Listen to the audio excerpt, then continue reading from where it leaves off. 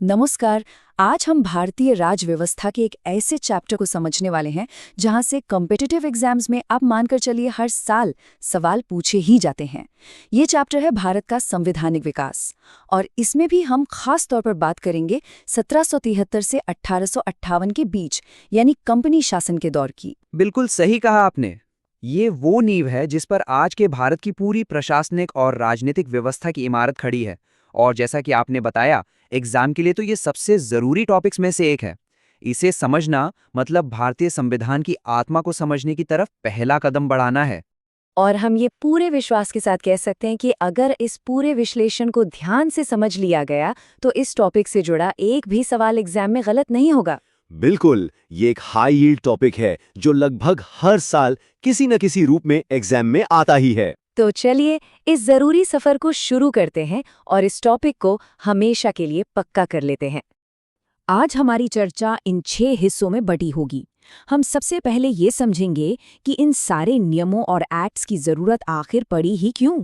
फिर हम 1773 के रेगुलेटिंग एक्ट से लेकर 1853 के आखिरी चार्टर एक्ट तक का सफर तय करेंगे। और हाँ, सबसे आखिर में एक जबरदस्त रिवीजन के साथ सब कुछ कंठस्थ कर लेंगे। तो चलिए पहले भाग से शुरू करते हैं।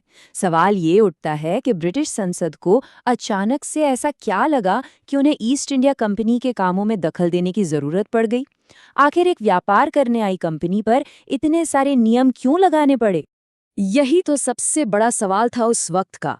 जरा सोचिए, एक कंपनी जो मसाले और कपड़े का व्यापार करने भारत आई थी, वो 1757 के प्लासी युद्ध और फिर 1764 के बक्सर युद्ध के बाद बंगाल, बिहार और उड़ीसा जैसे विशाल और अमीर इलाकों पर राज करने लगी थी।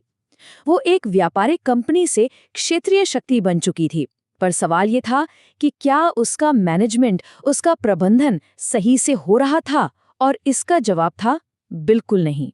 इसके पीछे कई ठोस वजहें थीं। सबसे पहली और बड़ी वजह थी कंपनी के अधिकारियों में फैला हुआ बेहिसाब भ्रष्टाचार। वो कंपनी के नाम पर अपना निजी व्यापार करके रातों रात अमीर बन रहे थे।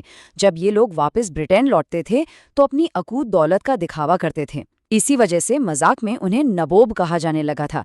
विडंबना देखिए, एक तरफ अधिकारी मालामाल हो रहे थे और दूसरी तरफ कंपनी खुद दिवालिया होने की कगार पर थी। बिल्कुल, और इसी खराब मैनेजमेंट का नतीजा था कि 1769 में उन्हें मैसूर के ताकतवर शासक हैदर अली से बुरी तरह हारना पड़ा, जिससे उनकी सैन्य प्रतिष्ठा पर बहुत बड़ा धब्बा लगा।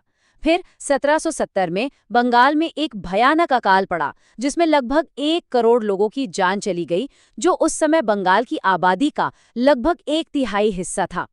इस अकाल ने दुनिया के सामने कंपनी की प्रशासनिक नाकामी को पूरी तरह से उजागर कर दिया। हालात इतने बिगड़ गए कि जिस कंपनी को ब्रिटेन को हर साल 4 लाख पाउंड देने होते थे, उसे खुद ब्रिटिश सरकार के सामने 10 लाख पाउंड के भारी भरकम कर्ज के लिए हाथ फैलाना पड़ा। ये ब्रिटिश संसद के लिए एक बहुत बड़ा शौक भी था और एक सुनहरा मौका भी। यहीं से उन्हें कंपनी के मामलों में दखल देने की वजह और अधिकार दोनों मिल गए। और इसी हस्तक्षेप का जो पहला नतीजा निकला वो था 1773 का रेगुलेटिंग एक्ट। ये ब्रिटिश सरकार का पहला बड़ा और सीधा कदम था भारत में ईस्ट इंडिया कंपनी के मामलों को कंट्रोल और रेगुलेट करने के लिए। यहीं से असल में भारत के संवैधानिक विकास की कहानी की शुरुआत होती है। इस एक्ट में कई ऐसे प्रावधान थे जिनका असर बहुत दूर तक जाना था। सबसे पहले तो इसने बंगाल के गवर्नर का पदनाम बदलकर बंगाल का गवर्नर जनरल कर दिया और उसकी मदद के लिए 4 सदस्यों की एक एग्जीक्यूटिव काउंसिल भी बनाई। वैसे तो इसका मकसद गवर्नर जनरल की ताकत पर लगाम लगाना था, पर असल में होता ये था कि काउंसिल के सदस्य ही उसके काम में अड़ंगा लगाते रहते थे। अच्छा, तो क्या इसका मतलब ये हुआ कि जो दूसरी प्रेसिडेंसीज थीं, जैसे बॉम्बे और मद्रास, वो बंगाल के अंडर आ गई? हाँ, कह सकते हैं। कुछ मामलों में बॉम्बे और मद्रास के गवर्नर अब बंगाल के गवर्नर जनरल के अधीन हो गए। ये भारत में एक सेंट्रल एडमिनिस्ट्रेशन की नींव रखने की दिशा में पहला बड़ा कदम था। इसके अलावा 1774 में कलकत्ता में एक सुप्रीम कोर्ट की स्थापना की गई, जिसमें एक चीफ जस्टिस और 3 और जज थे। सर एलाइजा एम्पे इसके पहले चीफ जस्टिस बने। ये नाम भी इम्पोर्टेंट है। और जो भ्रष्टाचार वाली बात थी, उसे रोकने के लिए क्या किया गया इस एक्ट में? उसके लिए बहुत सख्त नियम बनाए गए। एक्ट ने कंपनी के कर्मचारियों को किसी भी तरह का निजी व्यापार करने या स्थानीय लोगों से कोई तोहफा या रिश्वत लेने पर पूरी तरह से पाबंदी लगा दी। साथ ही कंपनी की जो गवर्निंग बॉडी थी यानी कोर्ट ऑफ डायरेक्टर्स, उनके लिए ये जरूरी कर दिया गया कि वो भारत में अपने रेवेन्यू, सिविल और मिलिट्री मामलों की सारी रिपोर्ट ब्रिटिश सरकार को दें। इससे संसद का कंट्रोल बढ़ गया। तो ये जो नया पद बनाया गया, बंगाल का गवर्नर जनरल, ये अपने आप में बहुत ताकतवर था। वो बंगाल का तो हेड था ही, साथ में बॉम्बे और मद्रास पर भी उसका सुपरवाइजरी कंट्रोल था। और एग्जाम के लिए सबसे ज़रूरी fact, Lord Warren Hastings Bengal के पहले गवर्नर जनरल बने। ये नाम याद रखना बहुत ही ज़्यादा ज़रूरी है। इस पॉइंट को तो बिल्कुल नोट कर लीजिए। अगर एग्जाम में ये सवाल आता है कि भारत में केंद्रीय प्रशासन यानी सेंट्रल एडमिनिस्ट्रेशन की नींव किस एक्ट ने रखी, तो उसका सीधा जवाब है 1773 का रेगुलेटिंग एक्ट। ये इस एक्ट का सबसे महत्वपूर्ण टेक अवे है। अब देखिए 1773 के एक्ट में कुछ कमियां रह गई थी, जैसे गवर्नर जनरल और उसकी काउंसिल के बीच लगातार झगड़े होते रहते थे और सुप्रीम कोर्ट का अधिकार क्षेत्र क्या होगा, इसको लेकर भी काफ़ी कन्फ्यूजन था। इन्हीं कमियों को दूर करने के लिए ब्रिटिश संसद एक और बड़ा एक्ट लेकर आई। इसे 1784 का पिट्स इंडिया एक्ट कहा जाता है, जिसका मकसद था रेगुलेटिंग एक्ट के दोषों को ठीक करना। इस एक्ट की सबसे बड़ी और ख़ास बात थी दोहरी सरकार या ड्यूअल गवर्नमेंट सिस्टम की शुरुआत। इसने कंपनी के कामों को साफ साफ दो हिस्सों में बांट दिया। जो कमर्शियल मामले थे यानी व्यापार से जुड़े मामले, वो कंपनी के कोर्ट ऑफ डायरेक्टर्स के पास ही रहे। और राजनीतिक मामलों का क्या हुआ? राजनीतिक, नागरिक और सैन्य मामलों की देखरेख के लिए एक नई बॉडी बनाई गई, जिसमें 6 सदस्य थे, जिसे कहा गया बोर्ड ऑफ कंट्रोल। इसको आप ऐसे समझ सकते हैं कि कोर्ट ऑफ डायरेक्टर्स कंपनी का सीईओ था जो रोज का व्यापार देख रहा था, और बोर्ड ऑफ कंट्रोल सरकार का भेजा हुआ चेयरमैन था जो सारे बड़े राजनीतिक फैसले ले रहा था और कंपनी के शासन पर पूरी निगरानी रख रहा था। ये दोहरी सरकार का कॉन्सेप्ट एग्जाम्स में अक्सर पूछा जाता है। आसान भाषा में इसका मतलब है कि कंपनी के व्यापार और राजनीति को अलग अलग कर दिया गया। व्यापार कंपनी के हाथ में रहा, लेकिन भारत में राजनीति और शासन अब सीधे सीधे ब्रिटिश सरकार के कंट्रोल में आ गया, और ये सिस्टम 1858 तक चलता रहा। हाँ, और ये एक बहुत ही महत्वपूर्ण सांकेतिक बदलाव था। देखिए, इस एक्ट की 2 खास वजहों से बहुत अहमियत है। पहली, भारत में कंपनी के कब्जे वाले इलाकों को पहली बार आधिकारिक तौर पर भारत में ब्रिटिश आधिपत्य यानी ब्रिटिश पोजेशंस इन इंडिया कहा गया। ये सिर्फ शब्दों का खेल नहीं था, ये ब्रिटिश क्राउन के दावे की एक औपचारिक घोषणा थी। और दूसरी वजह क्या थी? दूसरी ये कि ब्रिटिश सरकार को भारत में कंपनी के कामों और उसके एडमिनिस्ट्रेशन पर पूरा कंट्रोल मिल गया। अब ये साफ हो चुका था कि भारत में असली बॉस कंपनी नहीं बल्कि ब्रिटिश सरकार है, कंपनी तो बस उसका एक जरिया है। पिट्स इंडिया एक्ट के बाद ब्रिटिश संसद ने समय समय पर चार्टर एक्ट्स की एक पूरी सीरीज जारी की। ये एक्ट्स हर 20 साल में कंपनी के चार्टर यानी उसके शासन करने के अधिकार पत्र को रिन्यू करते थे। लेकिन हर नए चार्टर के साथ वो धीरे धीरे कंपनी की शक्तियों को कम करते जा रहे थे और ब्रिटिश क्राउन की ताकत को बढ़ाते जा रहे थे। चलिए अब इन्हें समझते हैं। इनमें मुख्य रूप से 4 चार्टर एक्ट्स बहुत महत्वपूर्ण हैं। 1793 के एक्ट ने तो बस कंपनी के शासन को अगले 20 साल के लिए बढ़ा दिया, लेकिन 1813 का एक्ट बहुत ज़रूरी था। हुआ ये कि नेपोलियन की वजह से ब्रिटेन के व्यापारियों को यूरोप में नुकसान हो रहा था, तो उन्होंने ब्रिटिश सरकार पर दबाव डाला कि उन्हें भी भारत के साथ व्यापार करने दिया जाए। नतीजतन 1813 के एक्ट ने भारत के साथ व्यापार पर कंपनी की मोनोपोली यानी एकाधिकार खत्म कर दिया। लेकिन शायद चाय और चीन के साथ व्यापार पर एकाधिकार बना रहा था, है ना? बिल्कुल सही। चाय का व्यापार और चीन के साथ व्यापार, इन 2 चीज़ों पर कंपनी की मोनोपोली बनी रही। इसी एक्ट ने ईसाई मिशनरियों को भारत आकर धर्म प्रचार करने की खुली इजाज़त दी और भारतीयों की शिक्षा के लिए सालाना 1 लाख रुपए का प्रावधान भी किया। और 1833 का एक्ट तो एक मील का पत्थर साबित हुआ, जिसने सेंट्रलाइजेशन को अपने पीक पर पहुंचा दिया। इसके बाद आया 1853 का आखिरी चार्टर एक्ट, जिसने शासन में कुछ बहुत बड़े बदलाव किए, जिनकी बात हम आगे करेंगे। 1833 का चार्टर एक्ट ब्रिटिश भारत के केंद्रीकरण की दिशा में एक फाइनल और डिसाइसिव स्टेप था। इसने बंगाल के गवर्नर जनरल की पोस्ट को अपग्रेड करके भारत का गवर्नर जनरल बना दिया और सारी की सारी सिविल और मिलिट्री शक्तियां उसी में डाल दी। अब पूरे भारत पर एक सेंट्रलाइज्ड कंट्रोल स्थापित हो गया। तो इसका मतलब ये हुआ कि बॉम्बे और मद्रास प्रेसिडेंसी की जो अपनी कानून बनाने की शक्ति थी वो पूरी तरह से खत्म कर दी गई। बिल्कुल, उन्हें उनकी लेजिस्लेटिव पावर से वंचित कर दिया गया। अब भारत के गवर्नर जनरल को ही पूरे ब्रिटिश भारत के लिए कानून बनाने का अनलिमिटेड अधिकार मिल गया। और सबसे बड़ी बात यह हुई कि ईस्ट इंडिया कंपनी की सारी व्यापारिक गतिविधियां, यहाँ तक कि चाय और चीन वाला व्यापार भी पूरी तरह खत्म कर दी गई। अब वो सिर्फ एक एडमिनिस्ट्रेटिव बॉडी थी जिसका काम ब्रिटिश सरकार की तरफ से भारत पर शासन करना था। इसी एक्ट में तो सिविल सेवकों के लिए एक ओपन कंपटीशन की कोशिश भी हुई थी, है ना? हाँ, एक कोशिश जरूर हुई थी कि भारतीयों को भी कंपनी के तहत किसी भी पद पर आने से रोका न जाए, लेकिन कोर्ट ऑफ डायरेक्टर्स ने इसका जबरदस्त विरोध किया, जिसकी वजह से ये प्रावधान उस समय लागू नहीं हो पाया। और ये रहा एक और बहुत ही जरूरी फैक्ट जो सभी को याद रखना चाहिए। लॉर्ड विलियम बेंटिक भारत के पहले गवर्नर जनरल बने। ये सवाल मल्टीपल चॉइस क्वेश्चंस में बहुत कॉमन है, इसलिए इसे जरूर याद रखें। चलिए, अब हम आते हैं कंपनी के शासन के दौरान पास हुए आखिरी चार्टर एक्ट पर, यानी 1853 का चार्टर एक्ट। ये संवैधानिक विकास के नज़रिए से बहुत ही सिग्निफिकेंट एक्ट था, क्योंकि इसने पहली बार सरकार के लेजिस्लेटिव यानी विधायी और एग्जीक्यूटिव यानी कार्यकारी कामों को अलग करके एक मॉडर्न पार्लियामेंट्री सिस्टम की नींव रखी। इस एक्ट ने कई बहुत बड़े काम किए। पहली बार इसने गवर्नर जनरल की काउंसिल के लेजिस्लेटिव यानी कानून बनाने वाले और एग्जीक्यूटिव यानी उन्हें लागू करने वाले कामों को अलग-अलग कर दिया।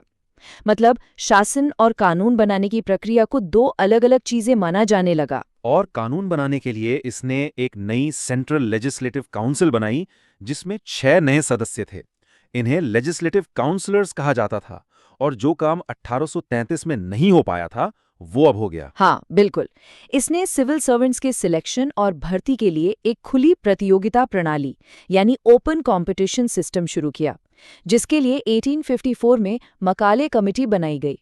इससे कम से कम कागज पर तो भारतीय नागरिकों के लिए भी इस प्रतिष्ठित सेवा के दरवाजे खुल गए। और एक बहुत दिलचस्प बात ये थी कि पिछले चार्टर्स की तरह इसने कंपनी के शासन को किसी तय समय जैसे 20 साल के लिए नहीं बढ़ाया। ये एक साफ इशारा था कि कंपनी का शासन अब कभी भी ब्रिटिश क्राउन खत्म कर सकता है, और हुआ भी यही 1857 के विद्रोह के बाद। ये जो नई इंडियन लेजिस्लेटिव काउंसिल बनाई गई थी, उसे एक तरह से छोटी संसद या मिनी पार्लियामेंट भी कहा जाता था।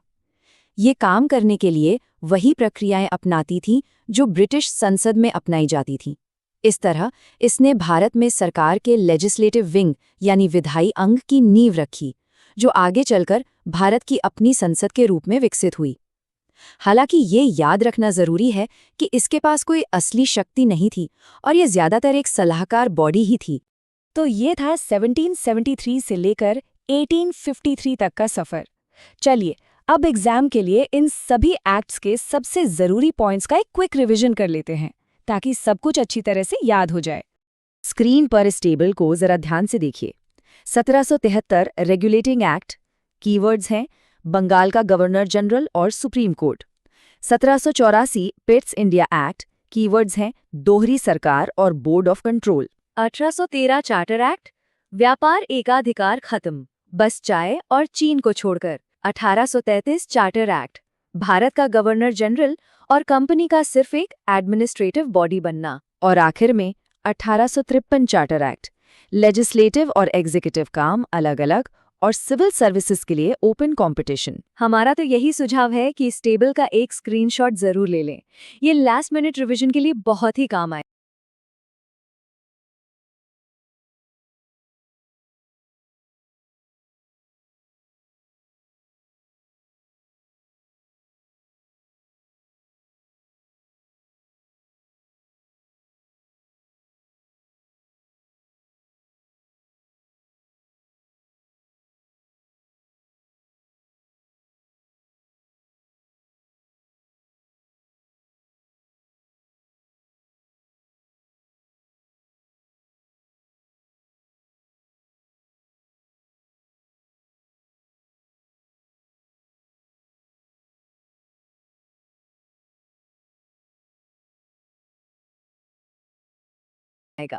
इन सभी एक्ट्स का विश्लेषण करते हुए एक बात हमेशा याद रखना बहुत जरूरी है कि इन सुधारों के पीछे का असल मकसद ब्रिटिश भारत का संवैधानिक विकास। ये वो सफर है जिसने हमारे आज के लोकतंत्र, हमारी संसद और हमारे संविधान की नींव रखी। और यकीन मानिए, ये टॉपिक हर प्रतियोगी परीक्षा के लिए बेहद बेहद जरूरी है। बिल्कुल सही। और ये सिर्फ महत्वपूर्ण ही नहीं बल्कि परीक्षकों का पसंदीदा टॉपिक भी है। देखिए, 1833 के चार्टर एक्ट से लेकर 1947 के स्वतंत्रता अधिनियम तक हर एक एक्ट संवैधानिक विकास की सीढ़ी का एक पायदान है। अगर इस क्रम को और इसके पीछे की वजह कि कोई एक्ट क्यों लाया गया ये समझ लिया, तो न सिर्फ प्रीलिम्स के फैक्ट बेस्ड सवाल हल होंगे बल्कि मेंस में एक ऐसा विश्लेषणात्मक जवाब लिखा जा सकेगा जो दूसरों से आगे ले जाएगा। तो चलिए इस सफर के रोड मैप पर एक नजर डालते हैं। हम सबसे पहले समझेंगे कि कैसे शासन एक कंपनी के हाथ से निकलकर सीधे ब्रिटिश क्राउन तक पहुंचा। फिर देखेंगे कि भारतीयों को शासन में शामिल करने की धीमी मगर महत्वपूर्ण शुरुआत कैसे हुई। उसके बाद उत्तरदायी सरकार की जटिल नींव को समझेंगे और अंत में स्वतंत्रता अधिनियम के साथ साथ एक जबरदस्त मेगा रिवीजन भी करेंगे। चलिए शुरू करते हैं। ठीक है, तो यात्रा के पहले चरण पर आते हैं। यहाँ मुख्य उद्देश्य था भारत पर ब्रिटिश नियंत्रण को मजबूत और केंद्रीकृत करना। याद रखिए, ईस्ट इंडिया कंपनी एक व्यापारिक संस्था के रूप में आई थी, लेकिन प्लासी और बक्सर के युद्धों के बाद वो एक राजनीतिक शक्ति बन गई। शुरुआती अधिनियम इसी बिखरी हुई शक्ति को एक संगठित और केंद्रीकृत शासन में बदलने के प्रयास थे। इस टाइमलाइन को अपने दिमाग में एक नक्शे की तरह बिठा लीजिए। ये आपको पूरे संवैधानिक विकास को एक क्रम में याद रखने में मदद करेगा। हम 1833 के केंद्रीकरण से शुरू होकर 1947 की स्वतंत्रता तक का पूरा सफर तय करेंगे। हर एक्ट पिछले एक्ट की कमियों या उस समय की राजनीतिक मांगों का नतीजा था, इसलिए इस क्रम को समझना बहुत जरूरी है। अब बात करते हैं 1833 के चार्टर एक्ट की। ये एक्ट केंद्रीकरण की दिशा में एक बहुत बड़ा कदम था, पर सवाल यह है कि कंपनी की व्यापारिक गतिविधियां समाप्त क्यों की गईं? असल में ब्रिटेन में औद्योगिक क्रांति हो चुकी थी और ब्रिटिश सरकार चाहती थी कि भारत सिर्फ एक कंपनी के लिए नहीं बल्कि पूरे ब्रिटिश उद्योग के लिए एक खुला बाजार बने। इसीलिए कंपनी को एक शुद्ध प्रशासनिक निकाय बना दिया गया। सबसे महत्वपूर्ण बदलाव था बंगाल के गवर्नर जनरल को भारत का गवर्नर जनरल बनाना, जिसके पास नागरिक और सैन्य दोनों शक्तियां थीं। और हाँ, परीक्षा के लिए ये नाम याद रखना बहुत जरूरी है, लॉर्ड विलियम बेंटिंग, भारत के पहले गवर्नर जनरल। बिल्कुल, 1833 के एक्ट ने सत्ता को केंद्रीकृत तो कर दिया, लेकिन ये केंद्रीकरण भारतीयों की भावनाओं और जरूरतों से पूरी तरह कटा हुआ था। इसी का नतीजा था 1857 का महाविद्रोह। इस विद्रोह ने ब्रिटिश सरकार को हिलाकर रख दिया और ये साफ कर दिया कि एक मुनाफा कमाने वाली कंपनी के भरोसे भारत जैसे विशाल देश का प्रशासन नहीं छोड़ा जा सकता। ये एक प्रशासनिक विफलता थी जिसने भारत के शासन में अब तक का सबसे बड़ा बदलाव लाने की जमीन तैयार की। 1858 का अधिनियम सीधे तौर पर 1857 के विद्रोह का परिणाम था। इसे act for the better government of India भी कहा गया। इसका सबसे बड़ा और सीधा असर था ईस्ट इंडिया कंपनी का अंत। भारत का शासन अब सीधे महारानी विक्टोरिया के अधीन आ गया। गवर्नर जनरल को एक नया पदनाम मिला, वाइसरॉय, जो अब गवर्नर जनरल होने के साथ साथ भारत में ब्रिटिश क्राउन का सीधा निजी प्रतिनिधि भी था। बिल्कुल, और ये नाम एग्जाम के लिए बहुत जरूरी है। लॉर्ड कैनिंग, जो भारत के अंतिम गवर्नर जनरल और पहले वाइसरॉय बने, ये सवाल कई बार पूछा गया है। इस एक्ट ने लंदन में secretary of state for India का एक नया पद भी बनाया, जो ब्रिटिश कैबिनेट का सदस्य होता था और भारतीय प्रशासन के लिए ब्रिटिश संसद के प्रति पूरी तरह से जिम्मेदार था। उसकी सहायता के लिए 15 सदस्यों की एक इंडिया काउंसिल भी बनाई गई थी। 1857 के विद्रोह से ब्रिटिश सरकार ने एक और सबक सीखा कि भारतीयों को प्रशासन से पूरी तरह बाहर रखना खतरनाक है। उन्हें लगा कि अगर कानून बनाने की प्रक्रिया में कुछ भारतीयों को शामिल कर लिया जाए तो विद्रोह जैसी स्थिति से बचा जा सकता है। यहीं से एसोसिएशन या सहयोग की नीति शुरू हुई और भारतीयों को शासन में शामिल करने की एक बहुत ही धीमी और सतर्क प्रक्रिया का आरंभ हुआ। इस दिशा में पहला महत्वपूर्ण कदम 1861 का भारतीय परिषद अधिनियम था, जिसने पहली बार वाइसरॉय की परिषद में कुछ भारतीयों को गैर सरकारी सदस्यों के रूप में नामित करने का प्रावधान किया। फिर आया 1892 का अधिनियम। इसने केंद्रीय और प्रांतीय विधान परिषदों में गैर सरकारी सदस्यों की संख्या तो बढ़ाई, लेकिन बहुमत अभी भी सरकारी सदस्यों का ही था। सबसे खास बात यह थी कि सदस्यों को अब बजट पर बहस करने का अधिकार मिला, पर वे उस पर मतदान नहीं कर सकते थे और ना ही कोई पूरक प्रश्न पूछ सकते थे। तो अधिकार दिए गए, पर बहुत ही सीमित और बिना किसी वास्तविक शक्ति के। अब हम आते हैं एक बहुत ही महत्वपूर्ण और विवादास्पद अधिनियम पर, 1909 का भारतीय परिषद अधिनियम, जिसे मॉर्ले मिंटो सुधार के नाम से भी जाना जाता है। उस समय मॉर्ले भारत के राज्य सचिव थे और मिंटो वाइसराय। इस अधिनियम ने पहली बार मुसलमानों के लिए पृथक निर्वाचक मंडल या सेपरेट इलेक्टोरेट्स की अवधारणा पेश की। हाँ, और इसका मतलब था कि मुस्लिम प्रतिनिधियों का चुनाव केवल मुस्लिम मतदाता ही कर सकते थे। इसने भारतीय राजनीति में सांप्रदायिकता को कानूनी रूप दे दिया। ये प्रीलिम्स और मेंस दोनों के लिए एक हॉट टॉपिक है, क्योंकि इसे अक्सर भारतीय राष्ट्रवाद को कमजोर करने वाली फूट डालो और राज करो की नीति के सबसे बड़े उदाहरण के रूप में देखा जाता है। इसके परिणाम बहुत दूरगामी हुए और इसने भविष्य में भारत के विभाजन की नींव रखी। 20वीं सदी की शुरुआत में भारतीय स्वतंत्रता आंदोलन और तेज हो गया। प्रथम विश्व युद्ध में भारत के योगदान के बाद भारतीयों में स्वशासन की मांग और प्रबल हो गई। इसके जवाब में ब्रिटिश सरकार को और अधिक सुधार करने के लिए मजबूर होना पड़ा। अब हम दो सबसे विस्तृत और जटिल अधिनियमों पर चर्चा करेंगे, 1919 और 1935 के भारत सरकार अधिनियम। ये दोनों अधिनियम परीक्षा के दृष्टिकोण से अत्यंत महत्वपूर्ण हैं। ये एक ऐसा सवाल है जो अक्सर परेशान करता है। डायार्ची या द्वैध शासन सुनने में तो बहुत जटिल लगता है, लेकिन चलिए इसे आसान बनाते हैं। डायार्ची एक ग्रीक शब्द है जिसका अर्थ है दो लोगों का शासन। असल में ये प्रांतीय स्तर पर शक्तियों के बंटवारे की एक प्रणाली थी। आइए इसे और करीब से समझते हैं। देखिए, ये बहुत सरल है। प्रांतीय सरकार के विषयों को दो लिस्ट में बांटा गया। पहली थी आरक्षित विषय की लिस्ट। इसमें सबसे महत्वपूर्ण विभाग थे, जैसे वित्त, पुलिस, भू राजस्व और न्याय। इन पर पूरा नियंत्रण गवर्नर और उसकी काउंसिल का था, जो विधान परिषद के प्रति जवाबदेह नहीं थे। और दूसरी लिस्ट थी हस्तांतरित विषयों की। इसमें कम महत्व के विषय थे, जैसे शिक्षा, स्वास्थ्य और स्थानीय सरकार। इन विषयों का प्रशासन भारतीय मंत्रियों को सौंपा गया, जो विधान परिषद के प्रति उत्तरदायी थे। तो असल में असली शक्ति यानी पैसा और पुलिस अभी भी अंग्रेजों के हाथ में ही थी। यह एक असफल प्रयोग साबित हुआ, क्योंकि बिना वित्त के मंत्री कोई काम नहीं कर सकते थे। द्वैध शासन के अलावा 1919 के एक्ट की कुछ और महत्वपूर्ण बातें भी हैं जिन्हें याद रखना चाहिए। पहली, इसे मॉन्टेग्यू चेम्सफोर्ड सुधार भी कहते हैं। मॉन्टेग्यू सेक्रेटरी ऑफ स्टेट थे और चेम्सफोर्ड वाइसराय। दूसरी, इसने केंद्र में पहली बार द्विसदनीय विधायिका यानी दो सदनों वाली संसद की शुरुआत की। और तीसरी, इसने फूट डालो और राज करो की नीति को और आगे बढ़ाते हुए सांप्रदायिक प्रतिनिधित्व का विस्तार सिखों, ईसाइयों और अन्य समुदायों तक भी कर दिया। 1919 के अधिनियम के अनुभव, साइमन कमीशन की रिपोर्ट और गोलमेज सम्मेलनों में हुई चर्चाओं के आधार पर ब्रिटिश सरकार ने अब तक का सबसे बड़ा और विस्तृत अधिनियम पारित किया, भारत सरकार अधिनियम 1935। यह दस्तावेज इतना व्यापक था कि इसमें 321 धाराएं और 10 अनुसूचियां थीं। हमारे वर्तमान संविधान के कई प्रावधान, जैसे संघीय ढांचा, राज्यपाल का कार्यालय, न्यायपालिका और आपातकालीन प्रावधान सीधे यहीं से लिए गए हैं। इसीलिए इसे भारतीय संविधान का ब्लूप्रिंट भी कहा जाता है। चलिए अब इन दोनों महत्वपूर्ण अधिनियमों की तुलना करते हैं, क्योंकि यहां से बहुत सवाल बनते हैं। 1919 के एक्ट ने जो असफल द्वैध शासन प्रांतों में लागू किया था, 1935 के एक्ट ने उसे समाप्त कर दिया और प्रांतों को प्रांतीय स्वायत्तता दे दी।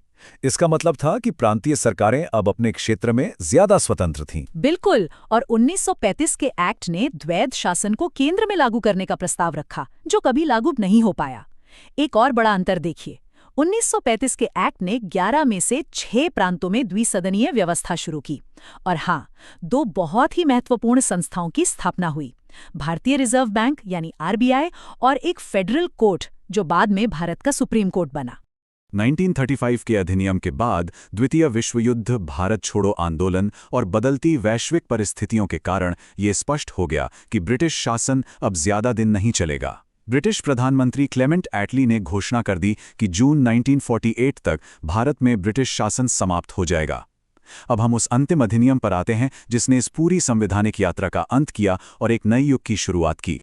भारतीय स्वतंत्रता अधिनियम 1947 को माउंटबेटन योजना के आधार पर ब्रिटिश संसद ने बहुत तेजी से पारित किया। इसने 15 अगस्त 1947 को ब्रिटिश शासन के अंत और भारत को एक स्वतंत्र राष्ट्र घोषित करने की तिथि तय की। इसने देश का विभाजन भारत और पाकिस्तान नामक दो स्वतंत्र डोमिनियन में कर दिया। वायसराय का पद समाप्त कर दिया गया और भारत के राज्य सचिव का पद भी खत्म हो गया। सबसे महत्वपूर्ण बात यह थी कि इसने दोनों देशों की संविधान सभाओं को पूरी शक्ति दी कि वे अपने देश के लिए कोई भी संविधान बना सकते हैं और ब्रिटिश संसद के किसी भी कानून को रद्द कर सकते हैं।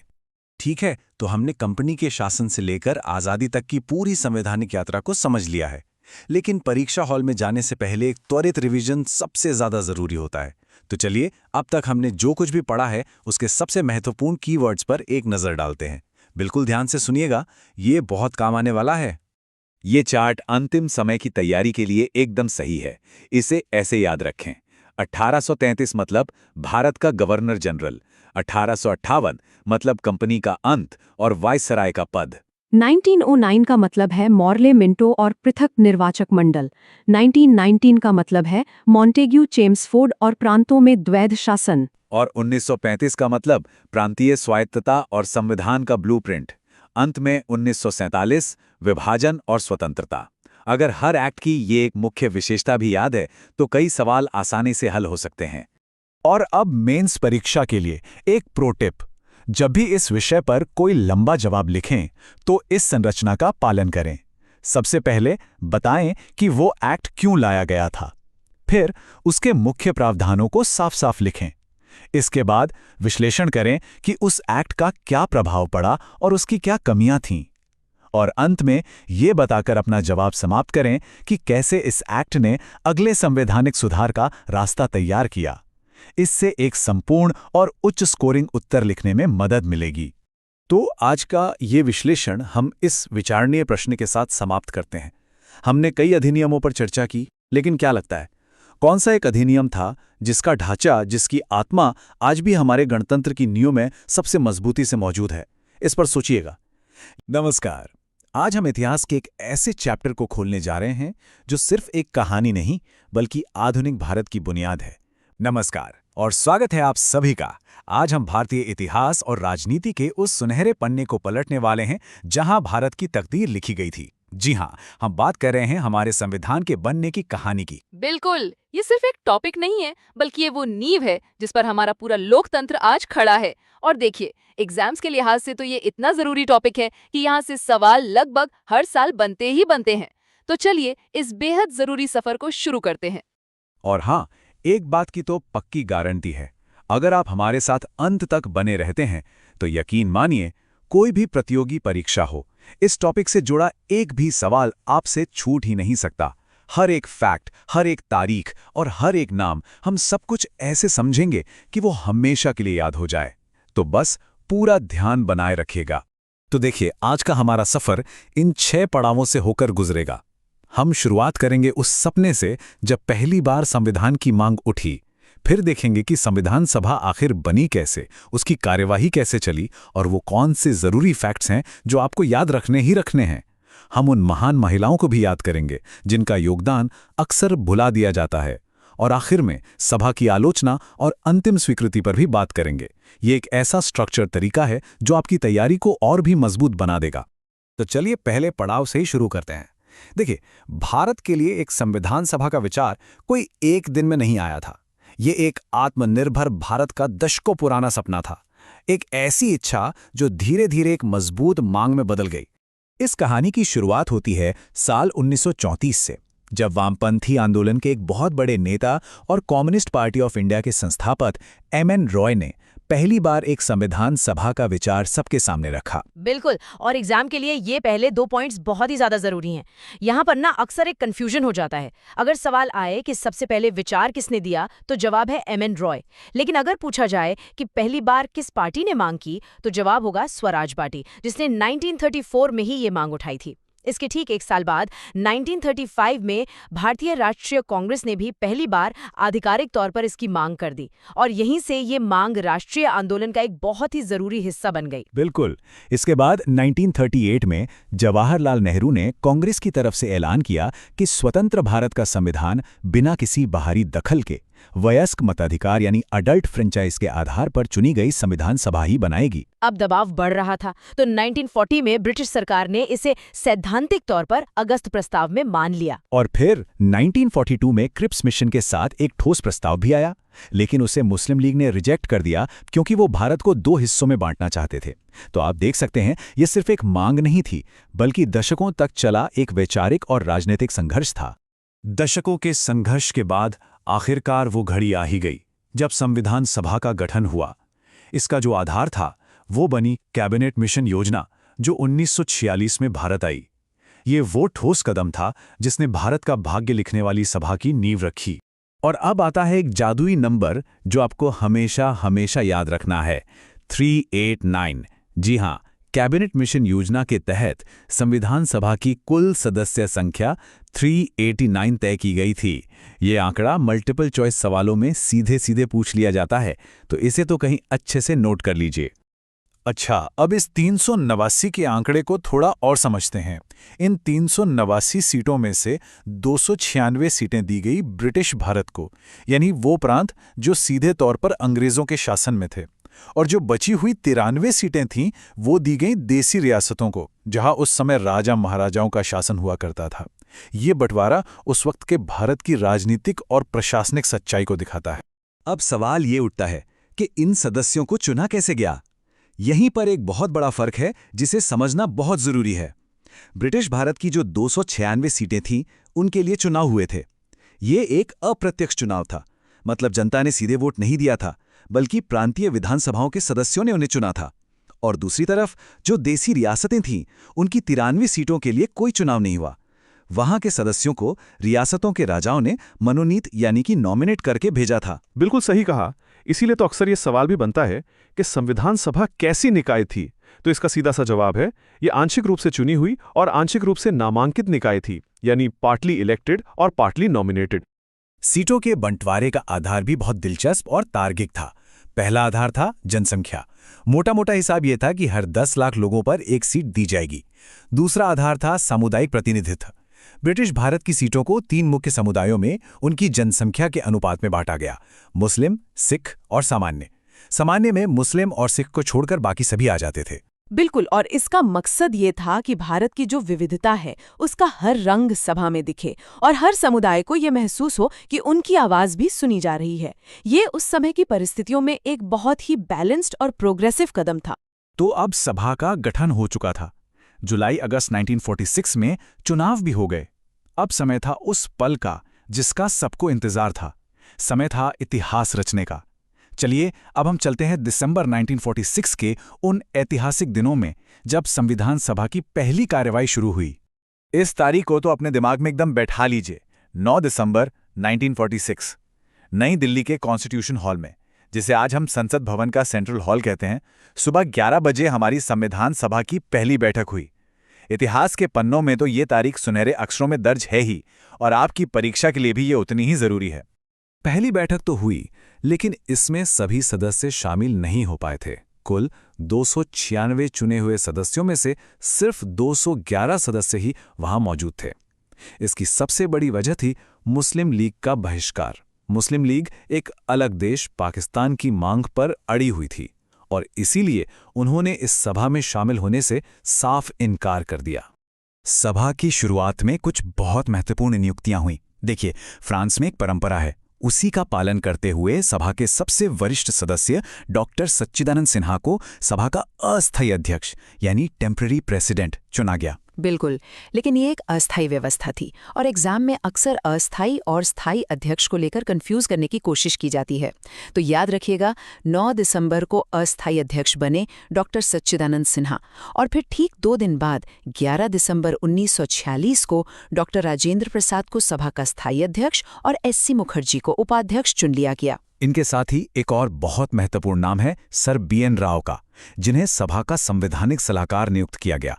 वो एक महान कानून के जानकार और सिविल सेवक थे, जिन्होंने बिना कोई फीस लिए अपनी सेवाएं दी और संविधान का पहला ड्राफ्ट तैयार करने में भी उनकी बहुत बड़ी भूमिका थी। इसके 2 दिन बाद 13 दिसंबर 1946 को जवाहरलाल नेहरू ने सभा में ऐतिहासिक उद्देश्य प्रस्ताव पेश किया।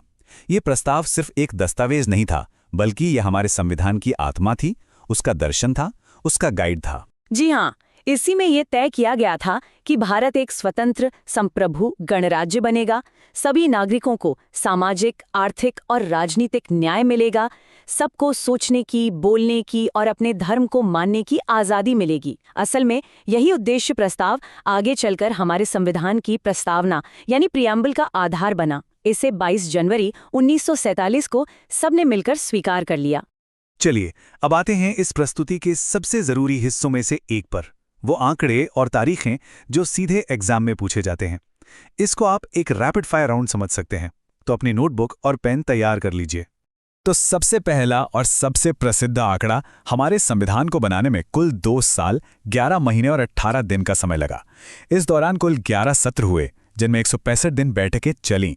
अभी इतना लंबा समय इसलिए लगा क्योंकि हमारे संविधान निर्माताओं ने लगभग 60 देशों के संविधानों को पढ़ा, उन्हें समझा और वहां से जो सबसे अच्छी चीजें थीं उन्हें हमारे देश की जरूरतों के हिसाब से अपनाया। और इस पूरी प्रक्रिया पर लगभग 64 लाख रुपए का खर्च आया था। अब इन 3 तारीखों में कभी भी कंफ्यूज मत होइएगा, ये एक क्लासिक एग्जाम ट्रैप है। पहली तारीख 26 नवंबर 1949। इस दिन हमारा संविधान अपनाया गया, अधिनियमित किया गया और आत्मार्पित किया गया। ये शब्द हमारी प्रस्तावना में लिखे हैं। इसी दिन नागरिकता, चुनाव जैसे कुछ जरूरी प्रावधान तुरंत लागू भी हो गए थे और इसीलिए 26 नवंबर को हम संविधान दिवस के रूप में मनाते हैं। दूसरी तारीख है 24 जनवरी 1950। इस दिन संविधान सभा की आखिरी बैठक हुई और सभी सदस्यों ने संविधान की 3 आधिकारिक कॉपियों पर अपने हस्ताक्षर किए। और तीसरी और सबसे मशहूर तारीख 26 जनवरी 1950। इस दिन हमारा संविधान पूरी तरह से लागू हुआ और भारत एक पूर्ण गणराज्य बना। इस तारीख को इसलिए चुना गया क्योंकि इसका एक ऐतिहासिक महत्व था। 1930 में इसी दिन कांग्रेस ने पूर्ण स्वराज दिवस मनाया था। और ये एक और महत्वपूर्ण संख्या है 284। 24 जनवरी 1950 को इतने ही सदस्यों ने संविधान पर हस्ताक्षर किए थे। अब आप शायद सोच रहे होंगे कि कुल सदस्य तो शुरू में 389 थे। तो देखिए, हुआ ये कि भारत के विभाजन के बाद मुस्लिम लीग के वो सदस्य जो पाकिस्तान के क्षेत्रों से आते थे वो सभा से अलग हो गए। इसलिए भारतीय संविधान सभा की वास्तविक सदस्य संख्या घटके 299 रह गई थी और उनमें से 284 सदस्य उस ऐतिहासिक दिन पर मौजूद थे और उन्होंने हस्ताक्षर किए। जब भी हम संविधान निर्माण की बात करते हैं तो अक्सर हमारे जहन में डॉक्टर अंबेडकर, नेहरू जी, पटेल जी और प्रसाद जी जैसे पुरुषों के नाम ही आते हैं। लेकिन इस महान काम में 15 महिलाओं का भी अमूल्य योगदान था, जिनके बारे में जानना हम सबके लिए बहुत जरूरी है। वो सिर्फ सदस्य नहीं थी, बल्कि वो नए भारत की शिल्पकार थीं। जी हां, कुल 15 महिला सदस्य थीं। इनमें सरोजिनी नायडू जैसी महान कवयित्री और स्वतंत्रता सेनानी थीं। सुचेता कृपलानी थीं, जो आगे चलकर भारत की पहली महिला मुख्यमंत्री बनी, और राजकुमारी अमृत कौर थीं, जो देश की पहली स्वास्थ्य मंत्री बनी। बिल्कुल, और कुछ नाम और भी हैं जो बहुत महत्वपूर्ण हैं, जैसे हंसा मेहता, जिन्होंने महिलाओं के लिए समान अधिकारों की जोरदार वकालत की, दाक्षायणी वेलायुधन, जो संविधान सभा की एकमात्र दलित महिला सदस्य थीं और उन्होंने छुआछूत के खिलाफ बहुत मजबूती से अपनी आवाज़ उठाई, और बेगम एजाज रसूल, जो संविधान सभा की एकमात्र मुस्लिम महिला सदस्य थीं। इन सभी ने बहसों में बहुत सक्रियता से भाग लिया और संविधान को एक प्रगतिशील और समावेशी दस्तावेज बनाने में मदद की। देखिए, कोई भी ऐतिहासिक प्रक्रिया आलोचना से परे नहीं होती। संविधान सभा की भी कुछ आधारों पर आलोचना की जाती है और ये जानना भी जरूरी है ताकि हमें एक बैलेंस्ड और एनालिटिकल व्यू मिल सके, जो कि खासकर मेंस एग्जाम्स के लिए बहुत जरूरी होता है। एक बड़ी आलोचना ये है कि ये एक संप्रभु निकाय नहीं थी, क्योंकि इसका गठन तो ब्रिटिश सरकार के प्रस्तावों पर हुआ था। दूसरी कि ये सीधे तौर पर लोगों द्वारा नहीं चुनी गई थी। और तीसरी सबसे बड़ी आलोचना थी कि इसमें कांग्रेस पार्टी का दबदबा था। प्रसिद्ध संविधान विशेषज्ञ ग्रेनविले ऑस्टिन ने तो यहां तक कहा, संविधान सभा एक दलीय देश का एक दलीय निकाय थी।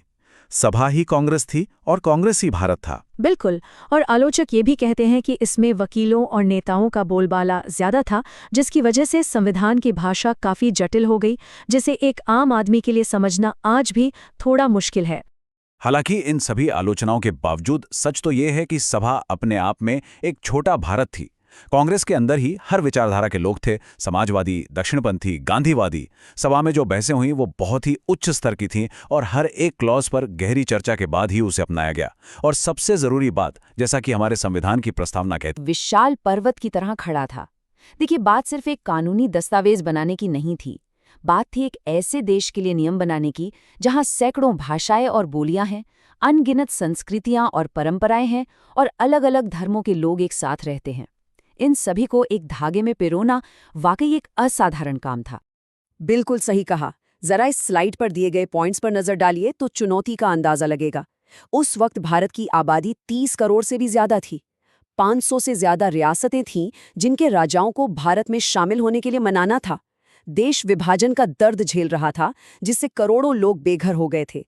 और इस सब के बीच एक नए, संप्रभु, समाजवादी, धर्मनिरपेक्ष और लोकतांत्रिक गणराज्य की नींव रखनी थी। सोचकर ही देखिए कितना बड़ा काम था ये। और देखिए, इस विशाल चुनौती से निपटने के लिए हमारी संविधान सभा ने एक बहुत ही व्यवस्थित और शानदार रास्ता निकाला। उन्होंने पूरे काम को छोटे-छोटे मैनेजेबल हिस्सों में बांट दिया। संविधान के हर पहलू, जैसे कि मौलिक अधिकार, केंद्र राज्य संबंध और प्रक्रियात्मक नियम, इन सब के लिए एक्सपर्ट्स की अलग-अलग समितियां यानी कि कमेटियां बना दी गईं, और यही सिस्टम इस बड़े काम की सफलता का राज बना। अब बात करते हैं उस समिति की जिसे भारतीय संविधान की आत्मा कहना बिल्कुल भी गलत नहीं होगा, प्रारूप समिति, या जैसा हम सब जानते हैं, ड्राफ्टिंग कमेटी। अगर संविधान सभा एक शरीर थी तो प्रारूप समिति उसका दिमाग थी। ये सभी समितियों में सबसे ज्यादा जरूरी थी और एग्जाम में सबसे ज्यादा सवाल भी यहीं से आते हैं। बिल्कुल ठीक कहा। इसका मुख्य काम था दूसरी सभी समितियों जैसे संघ शक्ति समिति, प्रांतीय संविधान समिति वगैरह, उन सबकी रिपोर्ट्स को पढ़ना, समझना और उनके आधार पर संविधान का एक पूरा मसौदा यानी एक ड्राफ्ट तैयार करना। इस समिति का गठन 29 अगस्त 1947 को हुआ था। ये तारीख एग्जाम के लिए बहुत ही महत्वपूर्ण है, इसे अच्छे से याद रखना चाहिए। और अब एक और बहुत ही जरूरी सवाल, इस समिति में कुल कितने सदस्य थे? तो इसका जवाब है 7। जी हाँ, अध्यक्ष को मिलाकर कुल 7 सदस्य। ये नंबर भी परीक्षाओं में न जाने कितनी बार पूछा गया है। आप इन 7 सदस्यों को संविधान के 7 स्तंभ भी कह सकते हैं, जिन्होंने हमारे संविधान के मसौदे को आकार दिया। चलिए अब इन 7 महान हस्तियों के नामों पर गौर करते हैं। अध्यक्ष थे डॉक्टर B.R. अम्बेडकर, जिन्हें उनके विशाल ज्ञान और दुनिया भर के संविधानों की गहरी समझ के कारण इस भूमिका के लिए चुना गया था। अन्य सदस्य थे N. गोपालस्वामी अयंगर, एक अनुभवी प्रशासक, अल्लादी कृष्णस्वामी अय्यर, एक बहुत बड़े न्यायविद, K.M. मुंशी, एक प्रमुख वकील और नेता, और सैयद मोहम्मद सादुल्ला, जो असम के एक प्रमुख नेता थे। और यहाँ पर एक बहुत ज़रूरी एग्जाम टिप है। आखिरी 2 नामों पर खास ध्यान देना है। N. माधवराव ने B.L. मित्तर की जगह ली थी, जिन्होंने अपने स्वास्थ्य कारणों से इस्तीफा दे दिया था, और T.T. कृष्णमाचारी D.P. खेतान की 1948 में मृत्यु के बाद सदस्य बने। एग्जाम में अक्सर यही पूछा जाता है कि किसने किसकी जगह ली थी, तो इस पॉइंट को तो एकदम पक्का कर लेना है। तो संक्षेप में कहें, प्रारूप समिति ही वो धुरी थी जिसके चारों ओर संविधान निर्माण का पूरा काम घूम रहा था। इस समिति ने लगभग 141 दिनों तक बैठकें की। पहला मसौदा फरवरी 1948 में प्रकाशित किया गया और देश की जनता को इस पर बहस करने और संशोधन सुझाने के लिए पूरे 8 महीने का समय दिया गया। लोगों से मिले सुझावों के आधार पर दूसरा मसौदा तैयार किया गया, जो आखिरकार हमारे संविधान का आधार बना। प्रारूप समिति के बाद अब उन समितियों पर आते हैं जिन्होंने भारत के संघीय ढांचे की यानी कि फेडरल स्ट्रक्चर की नींव रखी। इन समितियों ने ये तय किया कि केंद्र सरकार यानी संघ और राज्यों यानी प्रांतों की शक्तियां और जिम्मेदारियां क्या होंगी, और इनको याद रखने का एक बहुत ही आसान तरीका है जो अभी आपको पता चलेगा। इस टेबल को बहुत ध्यान से देखिए। संघ शक्ति समिति, जिसका काम ये तय करना था कि सेंटर के पास कौन सी शक्तियां होंगी, उसके अध्यक्ष जवाहरलाल नेहरू थे। संघीय संविधान समिति, जिसका काम केंद्र के संविधान का ढांचा तैयार करना था, उसके अध्यक्ष भी नेहरू ही थे। और रियासतों से बातचीत करने वाली राज्यों के लिए समिति के अध्यक्ष भी नेहरू ही थे। तो यहाँ एक पैटर्न दिख रहा है, जहां भी संघ या यूनियन शब्द आए, अध्यक्ष लगभग हमेशा जवाहरलाल नेहरू ही थे। है ना आसान? अब टेबल के दूसरे हिस्से पर आते हैं। प्रांतीय संविधान समिति के अध्यक्ष थे सरदार पटेल, और सबसे महत्वपूर्ण, मौलिक अधिकारों, अल्पसंख्यकों और जनजातीय क्षेत्रों पर बनी सलाहकार समिति के अध्यक्ष भी सरदार पटेल ही थे। तो पैटर्न एकदम साफ है, नेहरू मतलब संघ और पटेल मतलब प्रांत और अधिकार। अच्छा, सरदार पटेल की जो सलाहकार समिति थी ना, उसका काम बहुत बड़ा था।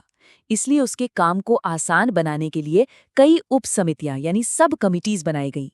इनमें से 3 बहुत महत्वपूर्ण हैं। मौलिक अधिकार उप समिति, जिसके अध्यक्ष JB कृपलानी थे, अल्पसंख्यक उप समिति, जिसके अध्यक्ष HC मुखर्जी थे, और उत्तर पूर्व सीमांत जनजातीय क्षेत्रों के लिए बनी उप समिति, जिसके अध्यक्ष गोपीनाथ बारदुलोई थे। ये सब कमिटीज अपनी रिपोर्ट सरदार पटेल को देती थीं, जो फिर उसे मुख्य सभा में पेश करते थे। देखिए, संविधान का कंटेंट तो तय हो ही रहा था, लेकिन ये भी जरूरी था कि संविधान सभा खुद कैसे काम करेगी। इसके लिए भी तो नियम और प्रक्रियाएं बनानी थी। तो अब हम उन समितियों को देखेंगे जिन्होंने सभा के रोजमर्रा के कामकाज को स्मूथली चलाना सुनिश्चित किया।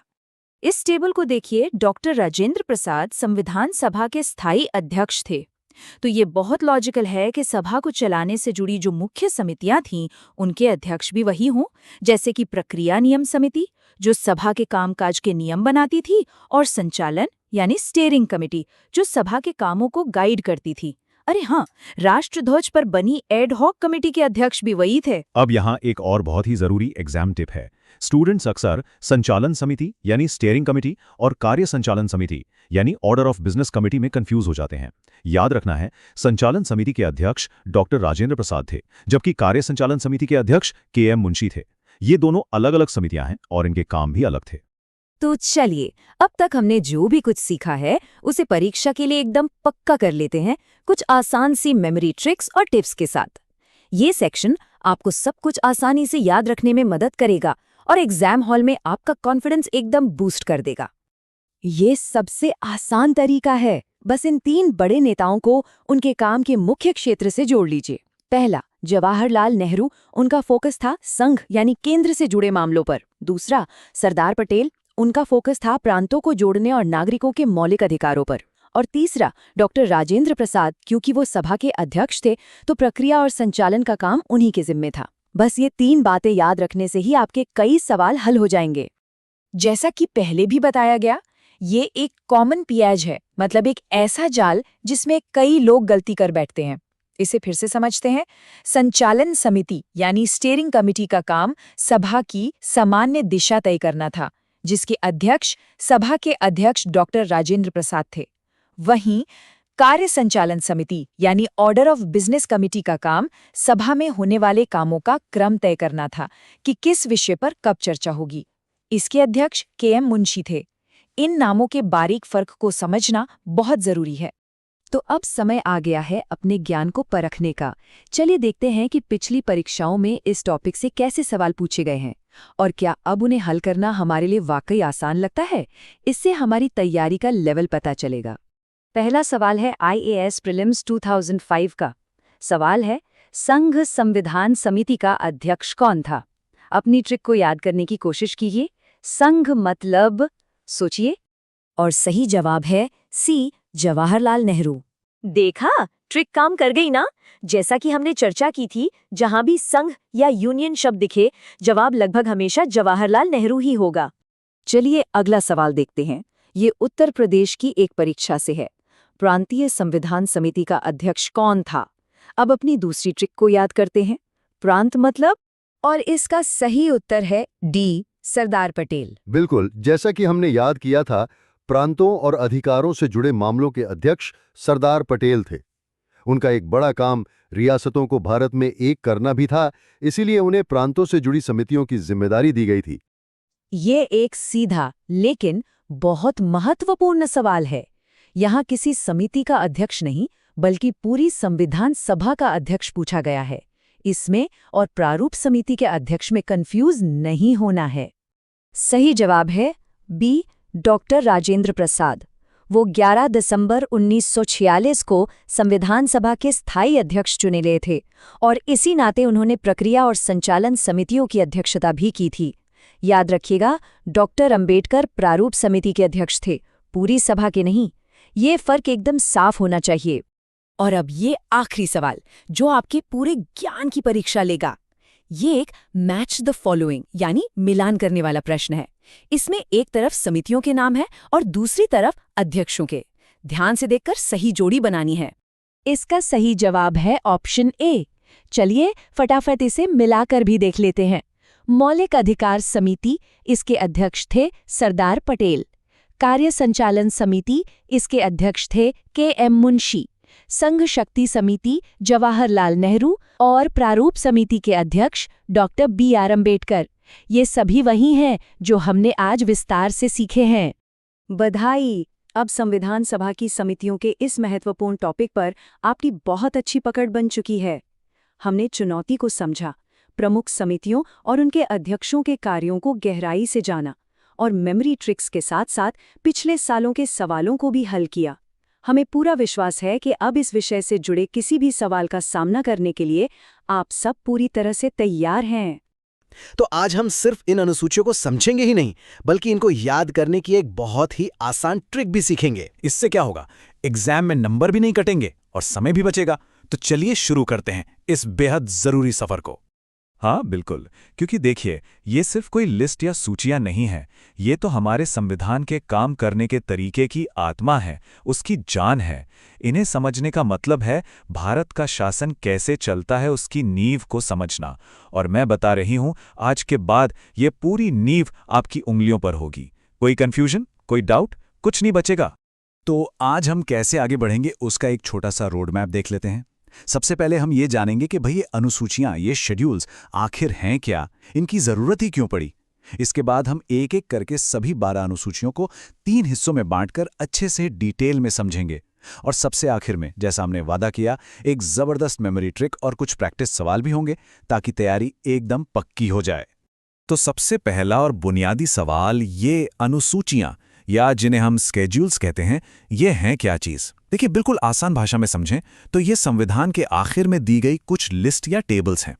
इनमें वो जानकारी होती है जो आर्टिकल्स में फिट नहीं बैठती। अब जाहिर है मन में ये सवाल आएगा कि इस जानकारी को सीधे सीधे आर्टिकल्स में ही क्यों नहीं लिख दिया गया। और इसका जवाब ना बड़ा इंटरेस्टिंग है। देखिए, जो हमारे संविधान निर्माता थे वे चाहते थे कि संविधान का जो मुख्य हिस्सा है, यानी जो हमारे आर्टिकल्स हैं, वो एकदम साफ सुथरे हों और सिर्फ सिद्धांतों पर फोकस करें। अब सोचिए, अगर हर आर्टिकल में लंबी लंबी लिस्ट और एडमिनिस्ट्रेटिव डिटेल्स डाल दी जाती हैं तो हमारा संविधान कितना मुश्किल और कंफ्यूजिंग हो जाता है ना। तो उन्होंने क्या किया, मुख्य बातें आर्टिकल्स में रखी और बाकी की सारी डिटेल वाली लिस्ट्स को एक अपेंडिक्स की तरह इन अनुसूचियों में डाल दिया। इससे संविधान एकदम व्यवस्थित और पढ़ने में आसान बना रहा। और यहीं पर एक बहुत जरूरी फैक्ट आता है जो एग्जाम में खूब पूछा जाता है। जब हमारा संविधान 26 जनवरी 1950 को लागू हुआ था ना, तब इसमें सिर्फ 8 अनुसूचियां थीं। लेकिन जैसे जैसे समय बदला, देश की जरूरतें बदलीं, तो इसमें 4 और अनुसूचियां जोड़ी गईं और आज हमारे संविधान में कुल 12 अनुसूचियां हैं। बिल्कुल। और ये जो बदलाव है ना, 8 से 12 तक का, ये दिखाता है कि हमारा संविधान कोई पत्थर की लकीर नहीं है। ये एक लिविंग डॉक्यूमेंट है, एक जीवंत दस्तावेज। मतलब एक ऐसा दस्तावेज जो समाज की बदलती जरूरतों के हिसाब से खुद को ढाल सकता है, बदल सकता है। ये जो 8 से 12 का सफर है, ये इसी विकास का सबसे बड़ा सबूत है। चलिए, अब हम अपने पहले ब्लॉक की तरफ बढ़ते हैं, यानी पहली 4 अनुसूचियां। ये चारों मिलकर एक तरह से भारतीय राज्य व्यवस्था की नींव तैयार करती हैं। इनमें हम बात करेंगे देश के इलाकों की, बड़े बड़े अधिकारियों के वेतन की, उनकी शपथ की और हाँ, राज्यसभा की भी। तो शुरू करते हैं अनुसूची नंबर 1 से। पहली अनुसूची एक तरह से भारत का परिचय पत्र है। इसमें हमारे देश के सभी राज्यों और सभी केंद्र शासित प्रदेशों के नाम की पूरी लिस्ट है। सिर्फ नाम ही नहीं, बल्कि उनकी सीमाएं कहाँ तक हैं, उनका इलाका कितना है, ये भी इसमें बताया गया है। और हाँ, हमारे संविधान के जो आर्टिकल 1 से 4 हैं, वो भी इसी से जुड़े हैं, जो हमारी संसद को ये अधिकार देते हैं कि वो नए राज्य बना सकें या पुराने राज्यों की सीमाओं में बदलाव कर सकें। इसका मतलब ये हुआ कि जब भी देश में कोई नया राज्य बनता है, जैसे याद है 2014 में तेलंगाना बना था आंध्र प्रदेश से अलग होकर, या फिर जब किसी केंद्र शासित प्रदेश को मिला दिया जाता है, जैसे दमन और दीव को दादरा और नगर हवेली के साथ मिलाया गया, तो सबसे पहले इसी पहली अनुसूची में बदलाव करना पड़ता है। ये आप कह सकते हैं भारत के पॉलिटिकल मैप का ऑफिशियल रिकॉर्ड है। ठीक है, तो देश का नक्शा तय हो गया। अब बात करते हैं उन बड़े बड़े अधिकारियों की जो इस देश को चलाते हैं। तो दूसरी अनुसूची में उन सभी बड़े संवैधानिक पदों पर बैठे अधिकारियों के वेतन, भत्ते मतलब सैलरी और बाकी सुविधाओं की बात की गई है। इसमें कौन कौन आते हैं? इसमें आते हैं हमारे राष्ट्रपति, राज्यों के राज्यपाल, लोकसभा और विधानसभाओं के स्पीकर और डिप्टी स्पीकर, राज्यसभा और विधान परिषदों के चेयरमैन और डिप्टी चेयरमैन, सुप्रीम कोर्ट और हाई कोर्ट के जज और भारत के कैग यानी कंट्रोलर एंड ऑडिटर जनरल। बिल्कुल।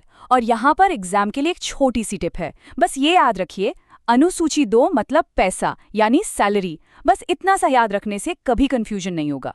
लॉजिक देखिए कितना सिंपल है। पहले देश का इलाका बताया, अनुसूची 1, फिर जो उसे चला रहे हैं उनकी सैलरी बताई, अनुसूची 2। और ये जरूरी भी है क्योंकि इन बड़े पदों पर बैठे लोग बिना किसी दबाव के काम कर सकें, इसलिए ये तय किया गया है कि उनके कार्यकाल के दौरान उनकी सैलरी कम नहीं की जा सकती। चलिए अब तीसरी अनुसूची पर आते हैं। वेतन की बात हो गई, अब देश के प्रति वफादारी और निष्ठा की बात करते हैं। तीसरी अनुसूची में उन सभी पद धारकों के लिए शपथ यानी ओथ और अफर्मेशन का फॉर्मेट दिया गया है, मतलब वो क्या बोलेंगे जब वो अपना पद संभालेंगे। इसमें केंद्र के मंत्री, संसद के लिए चुनाव लड़ने वाले उम्मीदवार, सांसद, सुप्रीम कोर्ट के जज, सीएजी, राज्यों के मंत्री, ये सब शामिल हैं। ये इसलिए जरूरी है ताकि पद संभालने वाला हर व्यक्ति संविधान के प्रति वफादार रहने की कसम खाए। यहाँ एक छोटा सा लेकिन बहुत जरूरी पॉइंट है, ये शपथ और प्रतिज्ञान में क्या फर्क है। देखिए, शपथ यानी ओथ भगवान के नाम पर ली जाती है, वहीं प्रतिज्ञान यानी अफर्मेशन एक सच्ची निष्ठा से की गई घोषणा होती है। ये उन लोगों के लिए है जो शायद भगवान में यकीन नहीं करते। हमारा संविधान दोनों तरह की मान्यताओं का सम्मान करता है। और एक और एग्जाम टिप, ये बहुत पूछा जाता है, राष्ट्रपति, उपराष्ट्रपति और राज्यपाल की शपथ का फॉर्मेट इस अनुसूची में नहीं है। उनकी शपथ के बारे में आर्टिकल 60, 69 और 159 में अलग से बताया गया है। ये एक बहुत कॉमन गलती है जो लोग करते हैं। चलिए अब हमारे पहले ब्लॉक की आखिरी और हाँ बहुत ही जरूरी अनुसूची पर आते हैं, अनुसूची नंबर 4। चौथी अनुसूची का सीधा सीधा संबंध है राज्यसभा से, जिसे हम काउंसिल ऑफ स्टेट्स भी कहते हैं। इसमें यह बताया गया है कि किस राज्य और किस केंद्र शासित प्रदेश से राज्यसभा में कितनी सीटें होंगी। और ये सीटें तय कैसे होती हैं? ये तय होती हैं उस राज्य की जनसंख्या के आधार पर, ताकि हर राज्य को उसकी आबादी के हिसाब से सही प्रतिनिधित्व मिल सके। तो एक बार फटाफट से रिकैप कर लें। अनुसूची 1 में है देश के राज्य और केंद्र शासित प्रदेश, अनुसूची 2 में है सैलरी, अनुसूची 3 में है शपथ और अनुसूची 4 में है राज्यसभा की सीटों का बंटवारा। देखा कितना सिंपल और लॉजिकल है ये क्रम। चलिए अब हम अपने दूसरे ब्लॉक की तरफ बढ़ते हैं। इसमें हम बात करेंगे अनुसूची 5 से लेकर 8 तक की। ये जो ग्रुप है ना, ये शासन के कुछ खास पहलुओं पर फोकस करता है, जैसे कि केंद्र और राज्यों के बीच शक्तियों का बंटवारा कैसे होता है और हमारे देश की जो भाषाओं की विविधता है उसके बारे में भी बात करेंगे। अब हम आते हैं अनुसूची 5 और 6 पर, और इन दोनों को हम एक साथ समझेंगे। क्यों? क्योंकि ये दोनों ही हमारे देश के आदिवासी इलाकों के प्रशासन यानी एडमिनिस्ट्रेशन से जुड़ी हैं। लेकिन इनमें एक बहुत बड़ा फर्क है जो एग्जाम में बार बार पूछा जाता है और अक्सर कंफ्यूजन पैदा करता है। बिल्कुल, देखिए 5वीं अनुसूची में 4 राज्यों को छोड़कर असम, मेघालय, त्रिपुरा और मिजोरम, भारत के बाकी सभी राज्यों के जो भी अनुसूचित क्षेत्र और अनुसूचित जनजातियां हैं, उनके एडमिनिस्ट्रेशन और कंट्रोल की बात की गई है। इसके लिए एक ट्राइब्स एडवाइजरी काउंसिल भी बनाई जाती है। ये एक जनरल नियम है जो देश के ज्यादातर हिस्सों में लागू होता है। और वहीं छठी अनुसूची सिर्फ और सिर्फ इन 4 उत्तर पूर्वी राज्यों के लिए है, असम, मेघालय, त्रिपुरा और मिजोरम। यहाँ के आदिवासी इलाकों के प्रशासन के लिए कुछ स्पेशल प्रोविजन है। ऐसा क्यों? क्योंकि इनकी संस्कृति और परंपराएं बहुत अलग हैं, तो उनकी रक्षा के लिए इन्हें ज्यादा आज़ादी दी गई है। इसके लिए ऑटोनॉमस डिस्ट्रिक्ट काउंसिल बनती है, जिनके पास कानून बनाने और यहाँ तक कि टैक्स लगाने का भी अधिकार होता है। और अब आती है एक और जबरदस्त एग्जाम टिप। इन 4 राज्यों को कैसे याद रखें? बस एक शब्द याद रखिए, AMTM, यानी A से असम, M से मेघालय, T से त्रिपुरा और दूसरे M से मिजोरम। बस हो गया याद। अब आते हैं 7वीं अनुसूची पर। ये अनुसूची हमारे देश के संघीय ढांचे यानी फेडरल स्ट्रक्चर की रीढ़ की हड्डी है। यही वो अनुसूची है जो ये साफ साफ बताती है कि कानून बनाने की शक्ति केंद्र और राज्यों के बीच कैसे बटी हुई है। तो 7वीं अनुसूची में 3 लिस्ट हैं। पहली है संघ सूची यानी यूनियन लिस्ट। इसमें वो सब्जेक्ट हैं जो पूरे देश के लिए जरूरी हैं, जैसे कि देश की रक्षा, विदेश नीति, बैंकिंग, रेलवे वगैरह। इन पर कानून बनाने का अधिकार सिर्फ और सिर्फ केंद्र सरकार यानी हमारी संसद के पास है। दूसरी है राज्य सूची यानी स्टेट लिस्ट। इसमें वो विषय हैं जो स्थानीय महत्व के हैं, जैसे पुलिस, पब्लिक हेल्थ, खेतीबाड़ी। इन पर आमतौर पर राज्य की सरकारें कानून बनाती हैं। और तीसरी लिस्ट है समवर्ती सूची यानी कॉन्करेंट लिस्ट। इसमें वो विषय आते हैं जिन पर केंद्र और राज्य दोनों का इंटरेस्ट होता है, जैसे कि शिक्षा, जंगल, शादी, क्रिमिनल लॉ। इन पर केंद्र और राज्य दोनों ही कानून बना सकते हैं। लेकिन अगर कभी दोनों के बनाए कानून में टकराव हो जाए तो केंद्र वाला कानून ही माना जाएगा। और एक और जरूरी बात, कुछ विषय ऐसे भी हो सकते हैं जो इन तीनों में से किसी भी लिस्ट में ना हो। उन्हें कहते हैं अवशिष्ट शक्तियां या रेजिड्यूरी पावर्स, और इन पर कानून बनाने का अधिकार भी सिर्फ संसद के पास ही होता है। और अब इस व्लॉग की आखिरी अनुसूची, 8वीं अनुसूची। ये अनुसूची हमारे देश की सबसे खूबसूरत चीज अनेकता में एकता को दिखाती है। ये जुड़ी है हमारी भाषाओं की विविधता से। 8वीं अनुसूची में उन सभी भाषाओं की लिस्ट है जिन्हें हमारे संविधान ने मान्यता दी है। जब संविधान बना था तब इसमें 14 भाषाएं थीं, जैसे असमिया, बंगाली, गुजराती, हिंदी, कन्नड़, कश्मीरी और भी कई। लेकिन समय के साथ इसमें और भाषाएं भी जुड़ती गई। सबसे पहले 1967 में 21वें अमेंडमेंट से सिंधी भाषा को जोड़ा गया। उसके बाद 1992 में 71st अमेंडमेंट से 3 और भाषाएं जुड़ी, कोंकणी, मणिपुरी और नेपाली। और फिर 2003 में 92वें अमेंडमेंट से 4 और भाषाएं जोड़ी गईं, बोडो, डोगरी, मैथिली और संखाली। तो इस तरह से आज की तारीख में इस लिस्ट में कुल 22 भाषाएं हैं। और हाँ, एग्जाम के लिए ये कौन सा अमेंडमेंट था, कौन सा साल था और कौन सी भाषाएं जोड़ी गईं, ये सब बहुत बहुत जरूरी है। इसे जरूर याद रखिएगा। चलिए, अब हम कहानी के उस हिस्से में पहुंच गए हैं जहां हमारे संविधान ने आज़ादी के बाद आई नई चुनौतियों का सामना करने के लिए खुद को बदला। हम बात कर रहे हैं आखिरी 4 अनुसूचियों की। ये वो हैं जो हमारे मूल संविधान में नहीं थीं, बल्कि इन्हें बाद में जरूरी बदलाव करके जोड़ा गया। 9वीं अनुसूची, ये तो पहले ही संविधान संशोधन से 1951 में ही जोड़ दी गई थी। इसका मकसद था जमींदारी सिस्टम को खत्म करना और भूमि सुधार से जुड़े कानूनों को कोर्ट में चुनौती दिए जाने से बचाना। हालांकि बाद में 2007 में सुप्रीम कोर्ट ने IR कोहलियो केस में यह साफ कर दिया कि 24 अप्रैल 1973 के बाद इसमें डाले गए किसी भी कानून की न्यायिक समीक्षा की जा सकती है। फिर आती है 10वीं अनुसूची।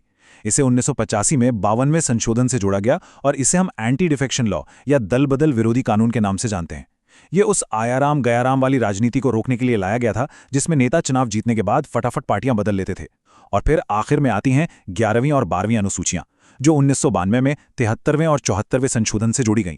11वीं अनुसूची पंचायतों को गांव के विकास के लिए 29 विषयों पर काम करने की शक्ति देती है और 12वीं अनुसूची नगर पालिकाओं को शहरों के विकास के लिए 18 विषयों पर शक्ति देती है।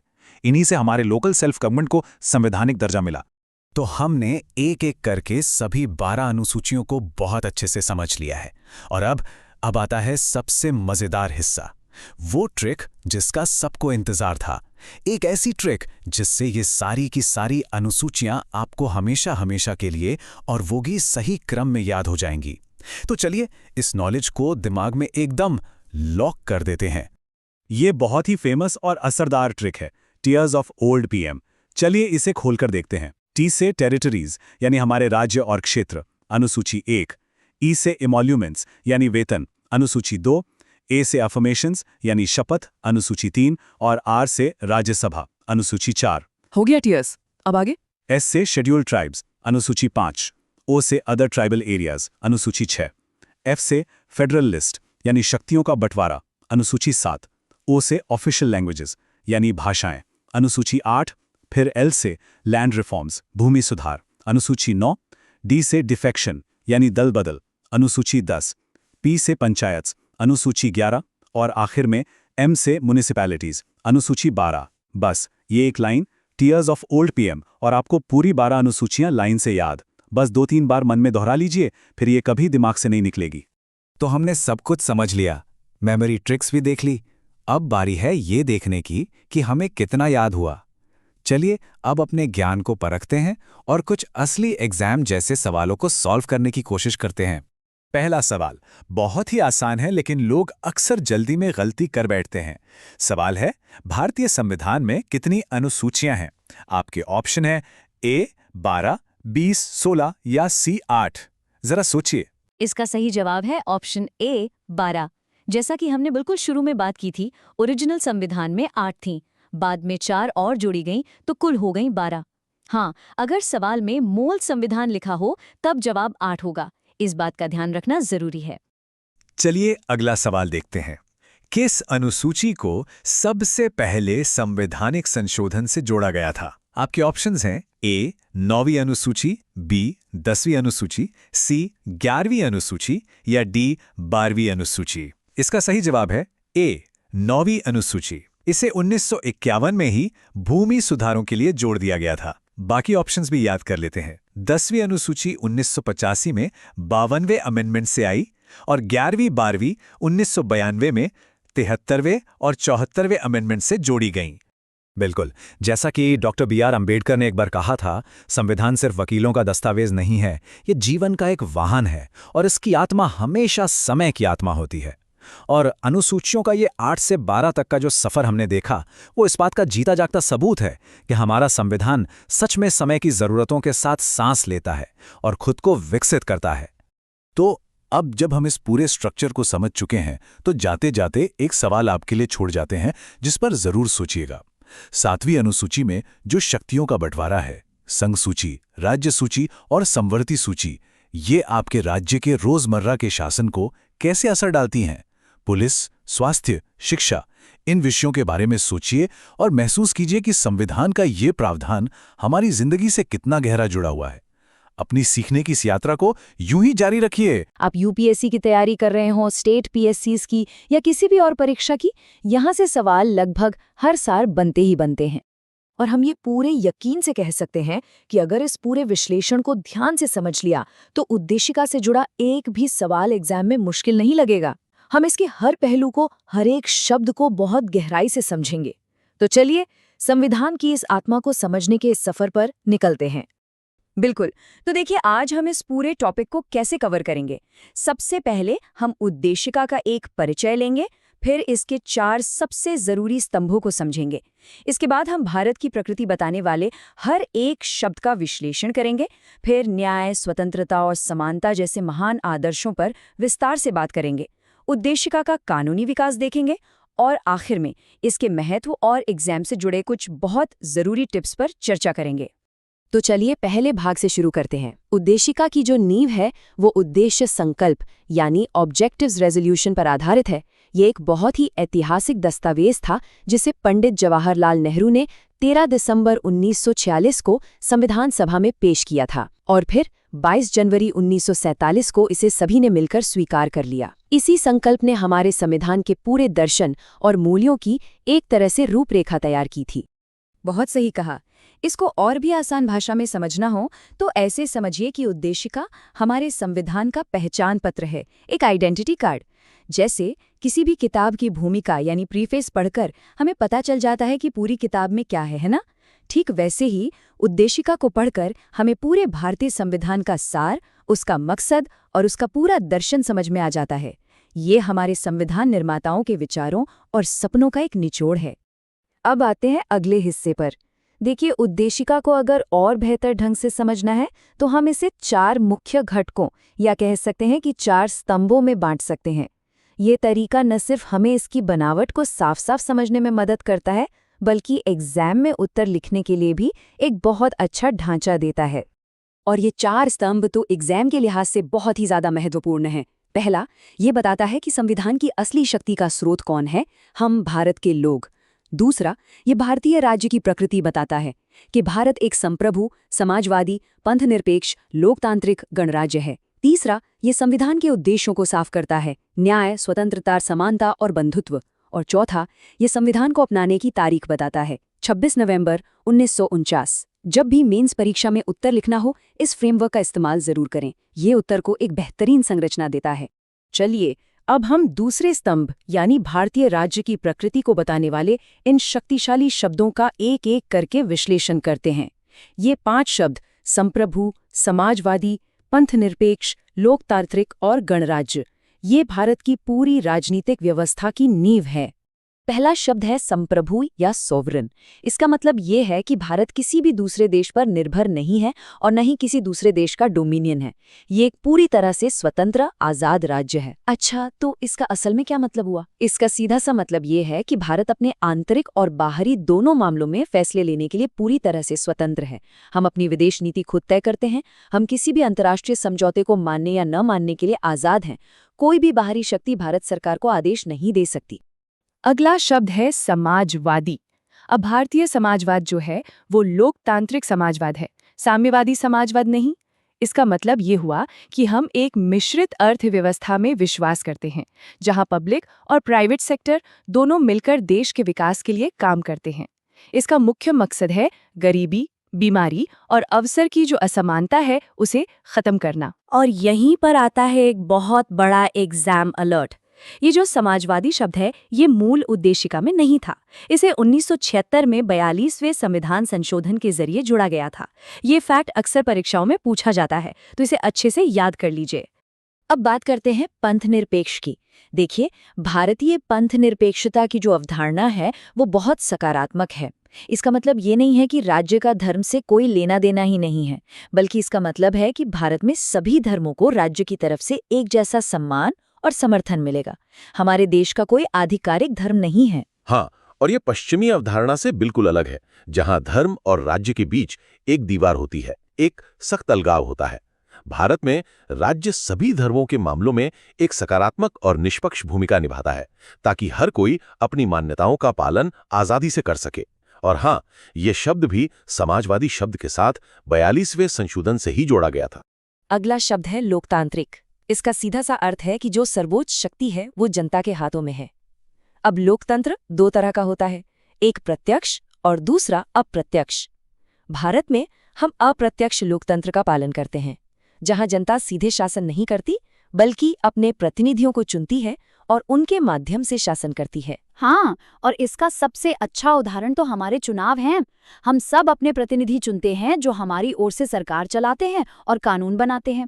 लेकिन एक और बात, उद्देशिका सिर्फ राजनीतिक लोकतंत्र की ही बात नहीं करती, बल्कि सामाजिक और आर्थिक लोकतंत्र की भी बात करती है। इसका लक्ष्य समाज में हर स्तर पर समानता लाना है। और इस श्रेणी का आखिरी शब्द है गणराज। देखिए, एक गणराज में जो राज्य का प्रमुख होता है यानी हेड ऑफ द स्टेट, वो हमेशा एक निश्चित समय के लिए चुना जाता है। वो पद वंशानुगत नहीं होता। ये राजशाही यानी मोनार्की का ठीक उल्टा है, जैसे ब्रिटेन में, जहां राज्य के प्रमुख वहां की रानी या राजा होते हैं। बिल्कुल सही। भारत में हमारे राज्य के प्रमुख राष्ट्रपति हैं, जो अप्रत्यक्ष रूप से एक निश्चित कार्यकाल के लिए चुने जाते हैं। ये भारत और ब्रिटेन की राजनीतिक व्यवस्था के बीच एक बहुत बड़ा और बुनियादी अंतर है, और ये अक्सर एग्जाम में पूछ लिया जाता है। चलिए, तो अब हम उद्देशिका के दिल में उतरते हैं।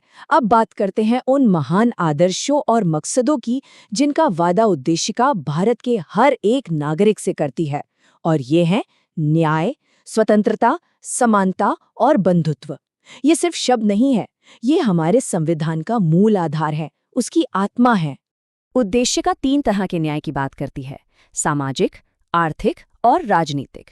सामाजिक न्याय का मतलब है कि जाति, रंग, धर्म, लिंग या जन्मस्थान के आधार पर किसी भी नागरिक के साथ कोई भेदभाव नहीं होगा। आर्थिक न्याय का मतलब है कि आर्थिक कारणों से किसी के साथ भेदभाव ना हो और आय और संपत्ति की असमानता को कम किया जाए।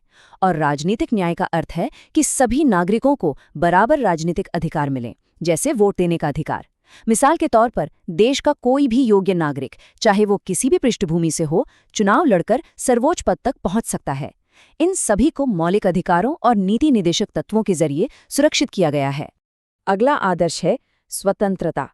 अब इसका मतलब सिर्फ बंधनों का न होना नहीं है, बल्कि व्यक्ति के व्यक्तित्व के विकास के लिए अवसर प्रदान करना भी है। हमारा संविधान हमें विचार, अभिव्यक्ति, विश्वास, धर्म और उपासना की स्वतंत्रता की पूरी गारंटी देता है। लेकिन ये जरूर याद रखें कि यह स्वतंत्रता असीमित नहीं है, ये क्वालिफाइड है, यानी इस पर संविधान के दायरे में रहकर कुछ उचित प्रतिबंध लगाए जा सकते हैं। ये स्वतंत्रता हमें अनुच्छेद 19 और 25 जैसे मौलिक अधिकारों में साफ तौर पर मिलती है। इसके बाद आती है समानता। इसका बहुत सीधा सा मतलब है कि समाज में किसी भी व्यक्ति या किसी भी वर्ग को कोई खास दर्जा नहीं मिलेगा। और हर किसी को बिना किसी भेदभाव के आगे बढ़ने के बराबर मौके दिए जाएंगे।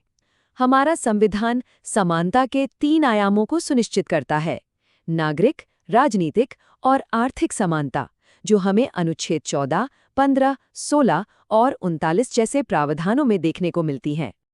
और आखिर में बंधुत्व, जिसका अर्थ है भाईचारे की भावना। हमारा संविधान एकल नागरिकता यानी सिंगल सिटीजनशिप की व्यवस्था के माध्यम से इस भावना को बढ़ावा देता है।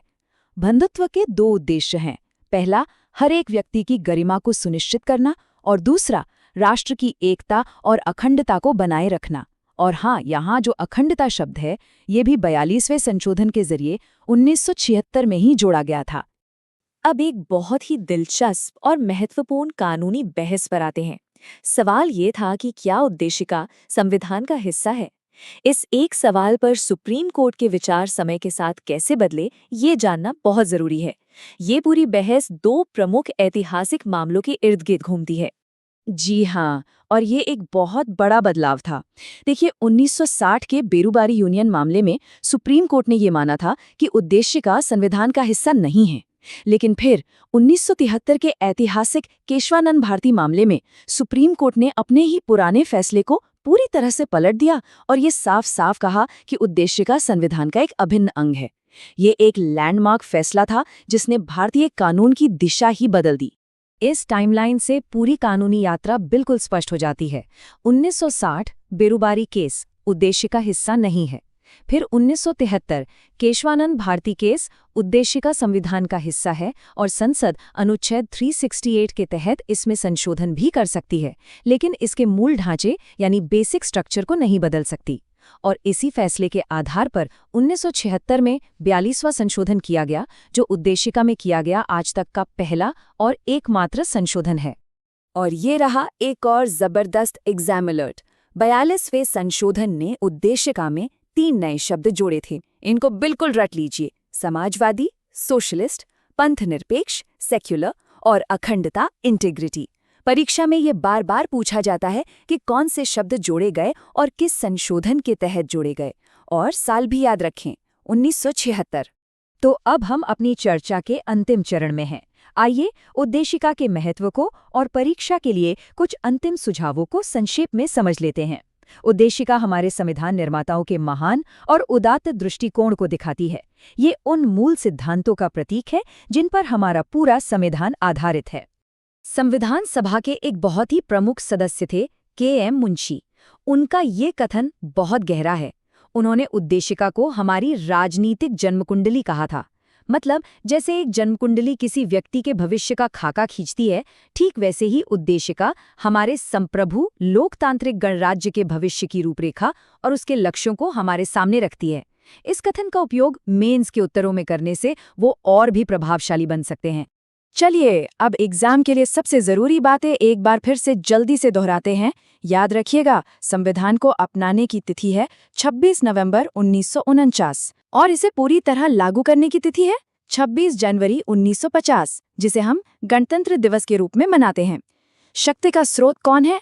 हम, भारत के लोग। सबसे मुख्य संशोधन कौन सा था? 42वां 1976 में, जिसने 3 शब्द जोड़े: समाजवादी, पंथनिरपेक्ष और अखंडता। और सबसे ऐतिहासिक मामला केशवानंद भारती केस 1973, जिसने ये तय किया कि उद्देशिका संविधान का ही हिस्सा है। और एक आखिरी लेकिन बहुत महत्वपूर्ण बात, उद्देशिका गैर न्यायिक है, नॉन जस्टिसेबल है। इसका मतलब है कि इसके प्रावधानों को लागू कराने के लिए सीधे अदालत नहीं जाया जा सकता।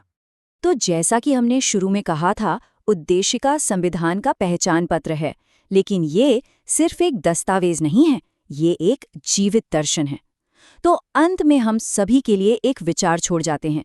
21वीं सदी में भारत की यात्रा को ये पहचान किस तरह से आकार दे रही है और भविष्य में इसका क्या महत्व होगा, इस पर विचार जरूर कीजिए। क्या हमारे संविधान में 395 आर्टिकल्स हैं या फिर 465 से भी ज्यादा? ये कन्फ्यूजन बहुत आम है, पर चिंता मत कीजिए, आज हम इस नंबर की पहेली को हमेशा के लिए सुलझा देंगे। ये सवाल बहुत ही दिलचस्प है और इसका जवाब भी।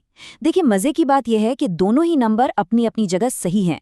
इसे ऐसे समझिए, क्रम संख्या के हिसाब से हमारे संविधान का जो आखिरी अनुच्छेद है, उसका नंबर आज भी 395 ही है। लेकिन समय के साथ साथ संविधान में कई जरूरी बदलाव हुए, कई संशोधन हुए और नए अनुच्छेद जोड़े गए।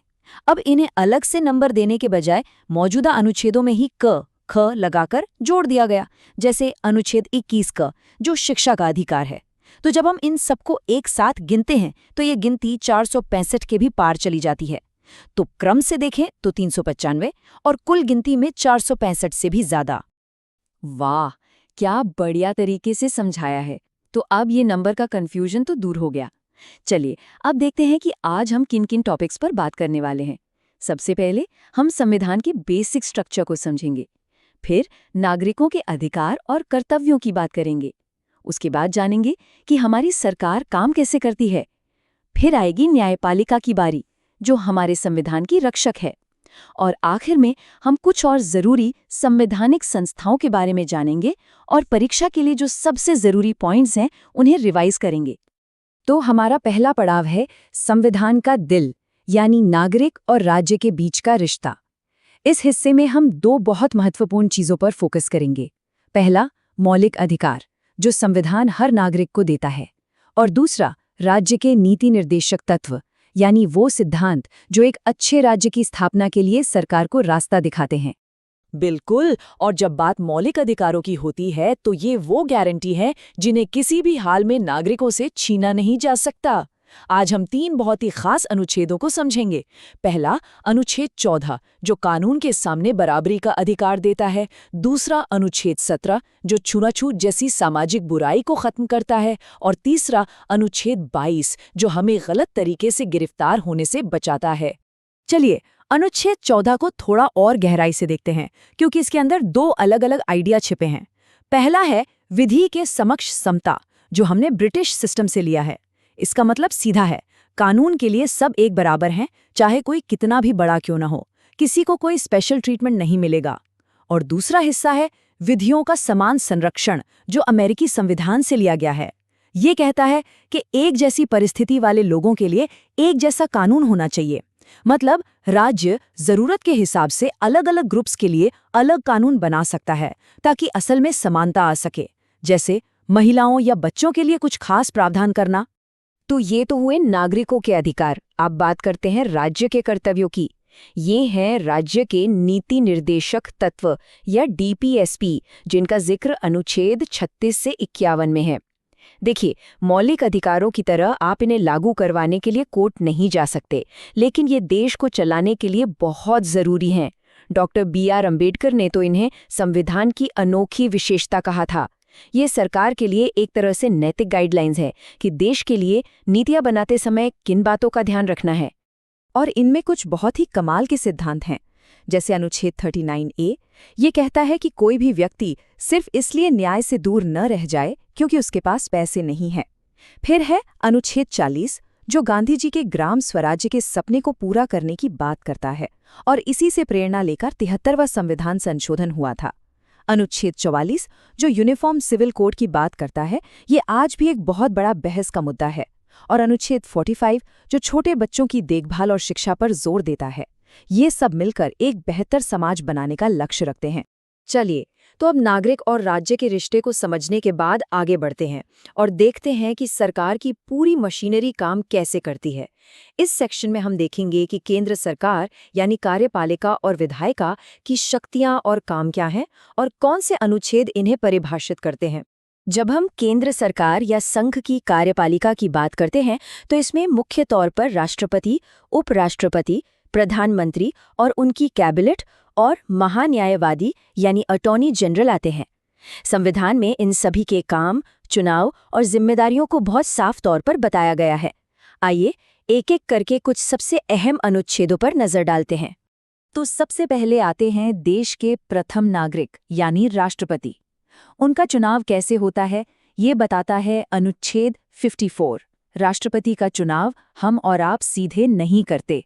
इसके लिए एक इलेक्टोरल कॉलेज होता है जिसमें संसद के दोनों सदनों और सभी राज्यों की विधानसभाओं के चुने हुए सदस्य वोट डालते हैं। ये एक अप्रत्यक्ष चुनाव है। राष्ट्रपति के बाद आते हैं सरकार के असली मुखिया यानी प्रधानमंत्री। अनुच्छेद 75 इसी के बारे में है। ये कहता है कि राष्ट्रपति प्रधानमंत्री की नियुक्ति करेंगे और फिर प्रधानमंत्री की सलाह पर बाकी मंत्रियों की। इसी में एक बहुत जरूरी बात लिखी है कि मंत्रिपरिषद सामूहिक रूप से लोकसभा के प्रति उत्तरदायी होगी। इसका मतलब ये है कि सरकार को अपने हर काम का जवाब लोकसभा को देना होता है। अगर सरकार सदन का भरोसा खो दे तो उसे इस्तीफा देना पड़ता है। अब सरकार को भी तो कानूनी सलाह की जरूरत पड़ती है ना। यहीं पर रोल आता है भारत के महान्यायवादी यानी अटॉर्नी जनरल का। अनुच्छेद 76 में इनके पद का प्रावधान है।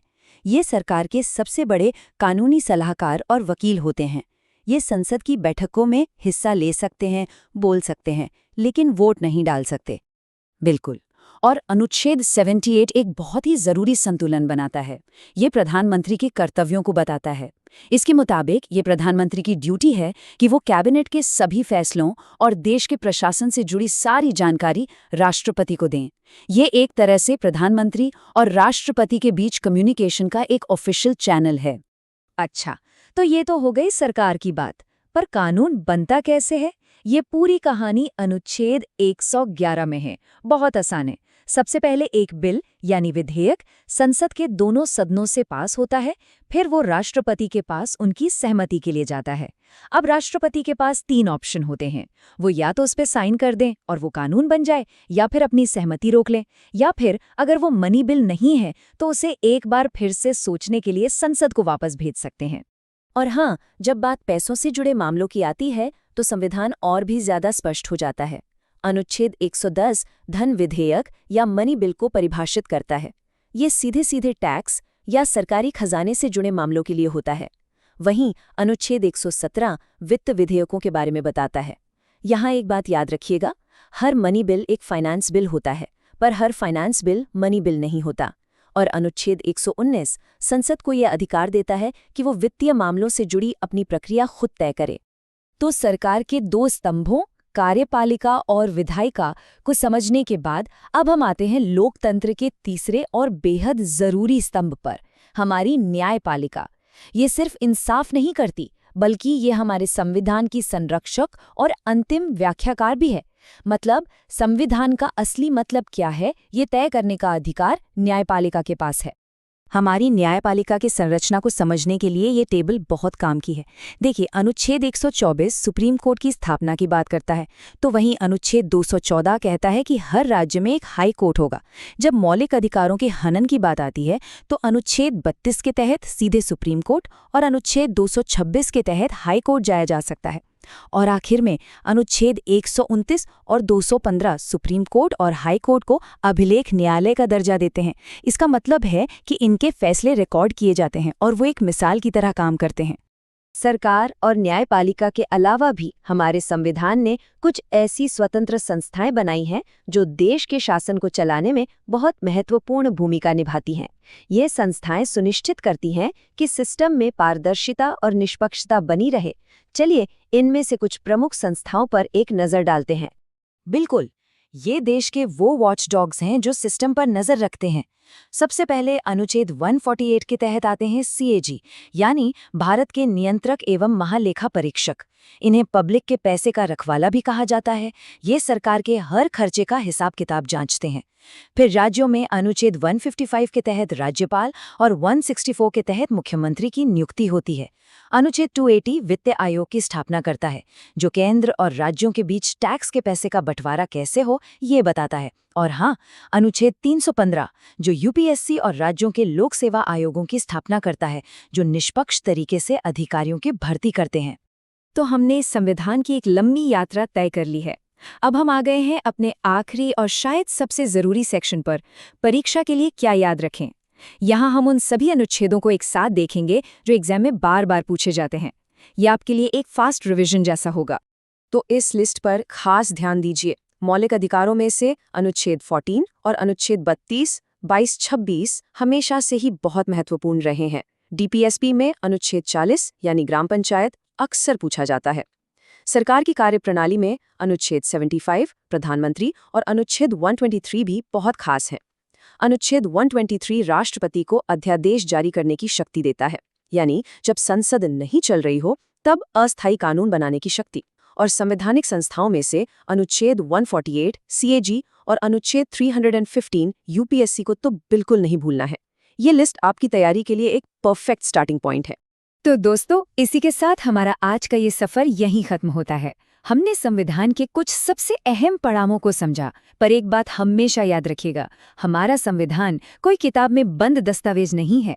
ये एक जीवित दस्तावेज है जो देश और समाज की जरूरतों के हिसाब से बदलता रहता है। और यही बात हमें एक बहुत ही दिलचस्प सवाल पर लाकर खड़ा करती है। आपको क्या लगता है, इस बदलते हुए संविधान में अगला बड़ा बदलाव क्या हो सकता है?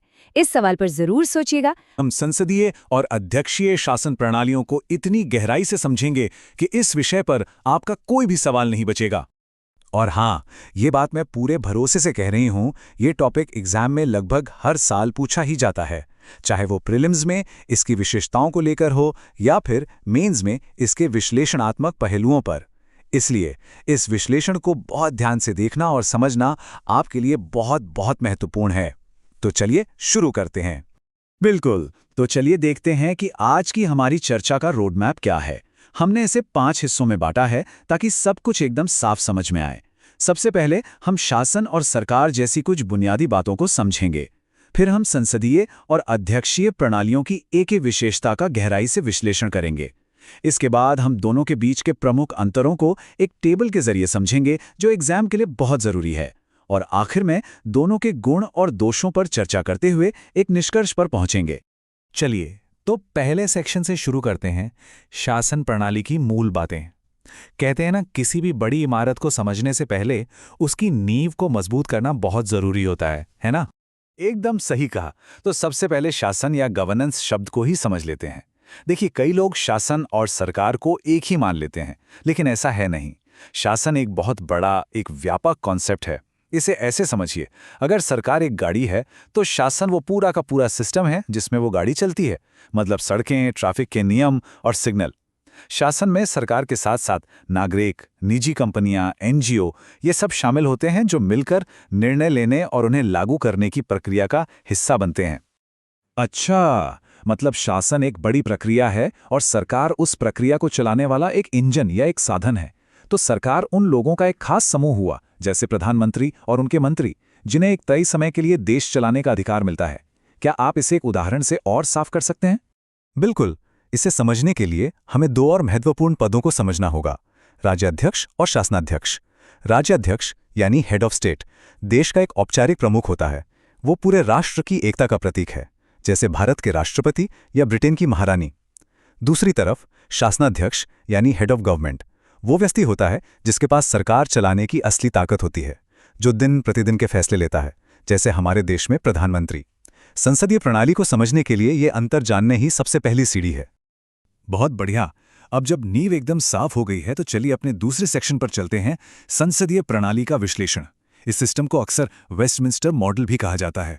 ऐसा इसलिए क्योंकि इसकी शुरुआत ब्रिटिश संसद से हुई थी, जो लंदन के वेस्टमिंस्टर पैलेस में है। भारत ने भी इसी मॉडल को कुछ बदलावों के साथ अपनाया है। संसदीय प्रणाली की पहचान उसकी कुछ खासियतों से होती है। ये इस सिस्टम के DNA की तरह हैं। चलिए एक एक करके इन्हें देखते हैं। जैसा कि आप देख सकते हैं, इसमें दोहरी कार्यपालिका, बहुमत दल का शासन और सामूहिक उत्तरदायित्व जैसे सिद्धांत शामिल हैं। प्रधानमंत्री का नेतृत्व इसका केंद्र बिंदु होता है और शक्तियों का संलयन इसकी सबसे अनोखी विशेषता है। चलिए अब इनमें से जो सबसे महत्वपूर्ण हैं उन पर थोड़ी और गहराई से बात करते हैं। तो पहली और सबसे अहम विशेषता है दोहरी कार्यपालिका। इसका मतलब तो यही हुआ कि पावर 2 लोगों में बटी है, लेकिन असली शक्ति किसके हाथ में होती है? आप इसे भारत के संदर्भ में समझा सकते हैं? हाँ बिल्कुल। भारत में राष्ट्रपति हमारे राज्याध्यक्ष हैं, यानी हेड ऑफ स्टेट। वो नाम मात्र के कार्यकारी प्रमुख हैं। संविधान के अनुसार सारे काम उनके नाम पर होते हैं, लेकिन यहीं पर अनुच्छेद 74 आता है जो ये साफ करता है कि राष्ट्रपति अपने काम मंत्रिपरिषद की सलाह पर ही करेंगे। तो असली शक्ति प्रधानमंत्री, जो कि शासनाध्यक्ष हैं, और उनके मंत्रिमंडल के पास होती है। सरकार के सभी बड़े फैसले वही लेते हैं। और अब बात करते हैं उस सिद्धांत की जिसे संसदीय प्रणाली का आधार माना जाता है, सामूहिक उत्तरदायित्व। इसका जिक्र संविधान के अनुच्छेद 75(3) में है। इसका मतलब है कि पूरी मंत्रिमंडल यानी सारे मंत्री एक टीम की तरह काम करते हैं और अपने हर काम के लिए लोकसभा के प्रति जवाबदेह होते हैं। अगर संसद में किसी एक मंत्री के खिलाफ भी अविश्वास प्रस्ताव पारित हो जाए तो सिर्फ उस मंत्री को नहीं बल्कि प्रधानमंत्री समेत पूरी कैबिनेट को इस्तीफा देना पड़ता है। इसीलिए कहा जाता है कि वे एक साथ तैरते हैं और एक साथ डूबते हैं। ये तो बहुत दिलचस्प है कि संसदीय प्रणाली में कार्यपालिका और विधायिका कैसे एक दूसरे से इतनी गहराई से जुड़ी हुई हैं। अब चलिए इसके बिल्कुल उलट एक प्रणाली को देखते हैं हमारे तीसरे सेक्शन में, अध्यक्षीय प्रणाली का विश्लेषण। जैसा कि आप देख सकते हैं, इसका मूल विचार ही शक्तियों के पृथक्करण पर आधारित है। अध्यक्षीय प्रणाली का ढांचा संसदीय प्रणाली से एकदम अलग होता है। यहां आपको एकल कार्यपालिका देखने को मिलती है, मतलब राष्ट्रपति ही राज्याध्यक्ष भी हैं और शासनाध्यक्ष भी, कोई दो अलग अलग पद नहीं। इसका सबसे अच्छा उदाहरण है संयुक्त राज्य अमेरिका। राष्ट्रपति का चुनाव एक निश्चित कार्यकाल के लिए होता है और वो अपनी नीतियों के लिए विधायिका के प्रति सीधे जवाबदेह नहीं होते हैं। और इसकी सबसे बड़ी पहचान है सरकार के तीनों अंगों कार्यपालिका, विधायिका और न्यायपालिका के बीच शक्तियों का साफ साफ बंटवारा। तो शक्तियों का पृथक्करण, इसका मतलब है कि सरकार के तीनों अंग अपने अपने दायरे में रहकर काम करते हैं और एक दूसरे के काम में दखल नहीं देते। लेकिन ये संसदीय प्रणाली के शक्तियों के संलयन से कैसे अलग है? बहुत अच्छा सवाल है। देखिए, संसदीय प्रणाली में कार्यपालिका यानी मंत्री, विधायिका यानी संसद के सदस्यों में से ही चुने जाते हैं, इसलिए दोनों आपस में जुड़े हुए हैं। लेकिन अध्यक्षीय प्रणाली में, जैसे अमेरिका में, राष्ट्रपति और उनके कैबिनेट सचिव कांग्रेस मतलब वहां की विधायिका के सदस्य नहीं हो सकते, वो पूरी तरह से अलग हैं। ये सिस्टम नियंत्रण और संतुलन यानी चेक्स एंड बैलेंसेस के सिद्धांत पर काम करता है, जहां हर अंग दूसरे पर नजर रखता है। जैसे राष्ट्रपति किसी कानून को वीटो कर सकते हैं, तो वहीं कांग्रेस उस वीटो को भी खारिज कर सकती है या राष्ट्रपति पर महाभियोग भी चला सकती है। वाह! अब जब हमने दोनों प्रणालियों को अलग अलग समझ लिया है, तो चलिए उस हिस्से पर आते हैं जो एग्जाम के नजरिए से सबसे ज्यादा महत्वपूर्ण है, दोनों प्रणालियों में मुख्य अंतरों की सीधी तुलना। यहां से अक्सर सीधे सीधे सवाल पूछे जाते हैं, इसलिए इस टेबल को बहुत ध्यान से समझना जरूरी है। तो चलिए इस टेबल को एक एक करके समझते हैं। पहला आधार है कार्यपालिका। संसदीय प्रणाली में, जैसा हमने देखा, दोहरी कार्यपालिका होती है। एक नाम मात्र का प्रमुख जैसे भारत के राष्ट्रपति और एक वास्तविक प्रमुख यानी प्रधानमंत्री। और अध्यक्षीय प्रणाली में यहाँ एकल कार्यपालिका है, राष्ट्रपति ही देश के और सरकार के दोनों के प्रमुख होते हैं। बिल्कुल। अब दूसरा आधार देखते हैं, उत्तरदायित्व। संसदीय प्रणाली में कार्यपालिका अपने सभी कामों और नीतियों के लिए विधायिका के प्रति सामूहिक रूप से उत्तरदायी होती है, जबकि अध्यक्षीय प्रणाली में कार्यपालिका विधायिका के प्रति सीधे तौर पर उत्तरदायी नहीं होती। राष्ट्रपति अपने कार्यकाल के दौरान अपने कामों के लिए विधायिका को रोज रोज जवाब नहीं देते। तीसरा महत्वपूर्ण अंतर है कार्यपालिका और विधायिका के बीच का संबंध। संसदीय प्रणाली में दोनों में सहयोग और तालमेल का संबंध होता है, क्योंकि मंत्री विधायिका का ही हिस्सा होते हैं। वहीं अध्यक्षीय प्रणाली में दोनों के बीच शक्तियों का साफ बंटवारा होता है, इसलिए यहाँ टकराव की संभावना हमेशा बनी रहती है। चौथा आधार है कार्यपालिका का कार्यकाल। संसदीय प्रणाली में सरकार का कार्यकाल निश्चित नहीं होता। यह तब तक पद पर रहती है जब तक उसे लोकसभा में बहुमत का समर्थन हासिल हो। और अध्यक्षीय प्रणाली में राष्ट्रपति का कार्यकाल निश्चित होता है, जैसे अमेरिका में 4 साल। उन्हें अविश्वास प्रस्ताव जैसी किसी चीज से नहीं हटाया जा सकता। और आखिरी आधार राज्याध्यक्ष और शासनाध्यक्ष। संसदीय प्रणाली में ये दोनों पद अलग अलग लोगों के पास होते हैं, जबकि अध्यक्षीय प्रणाली में राष्ट्रपति ही राज्याध्यक्ष और शासनाध्यक्ष दोनों की भूमिका एक साथ निभाते हैं। यह तुलना बहुत ही स्पष्ट थी। अब हम अपने अंतिम और सबसे विश्लेषणात्मक सेक्शन पर आते हैं, गुण, दोष और निष्कर्ष।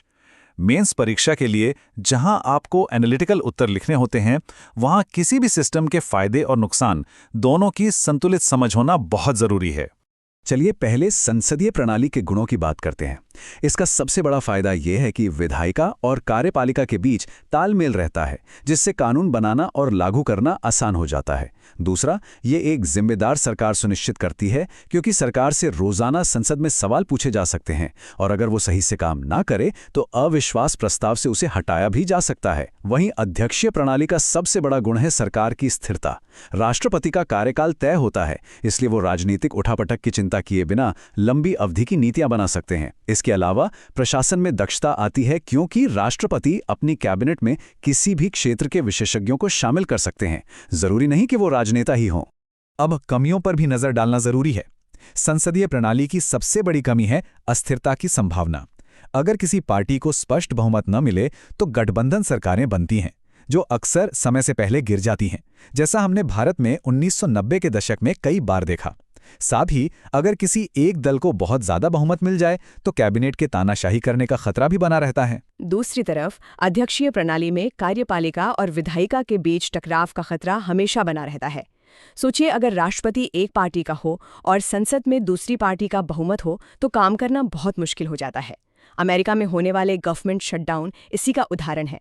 साथ ही इसे कुछ हद तक एक गैर जिम्मेदार सरकार भी कहा जा सकता है, क्योंकि राष्ट्रपति 4 साल तक सीधे तौर पर विधायिका के प्रति जवाबदेही नहीं होते।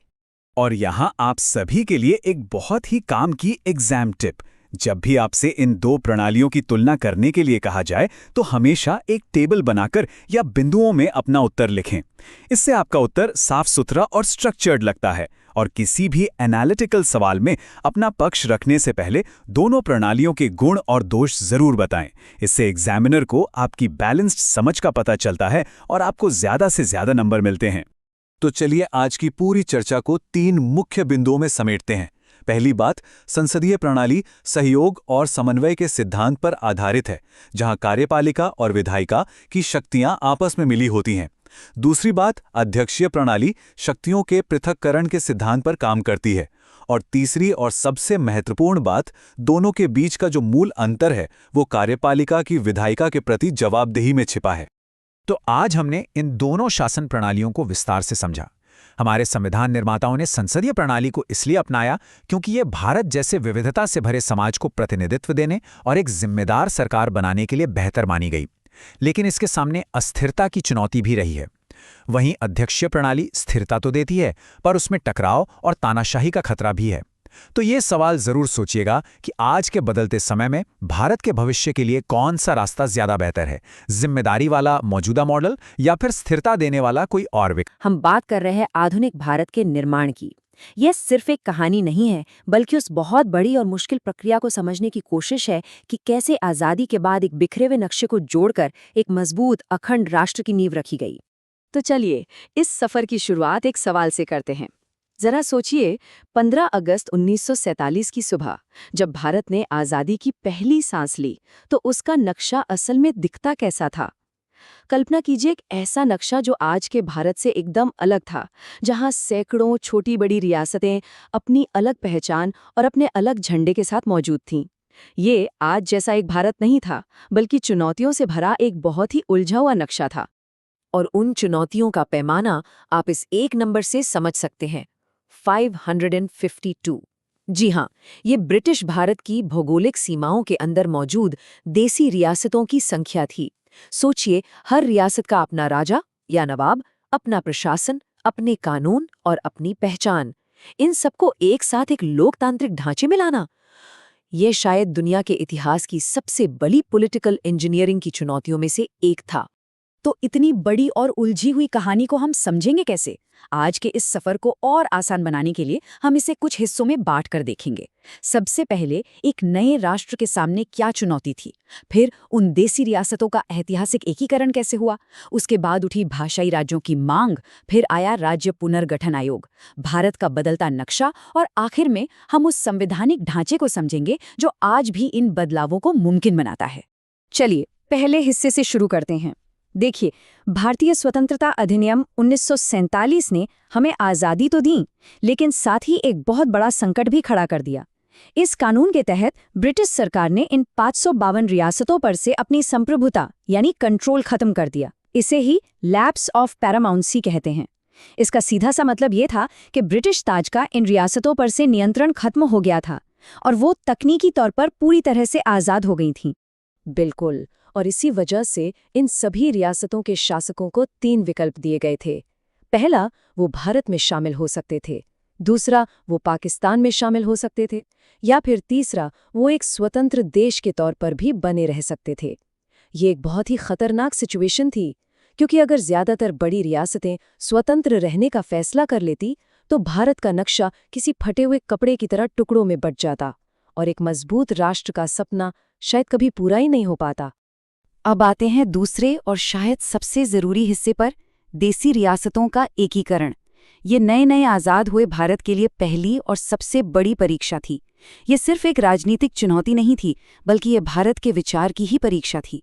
देश का भविष्य इस बात पर टिका था कि सरदार वल्लभ भाई पटेल और वीपी मेनन की जोड़ी इस चुनौती से कैसे निपटती है। और इस परीक्षा में भारत को जबरदस्त कामयाबी मिली। सरदार पटेल की कूटनीति, जिसमें राष्ट्रवाद की अपील भी थी और जरूरत पड़ने पर दबाव भी, वो काम कर गई। 15 अगस्त 1947 तक 552 में से 549 रियासतों ने अपनी मर्जी से भारतीय संघ में शामिल होने के दस्तावेज पर दस्तखत कर दिए थे।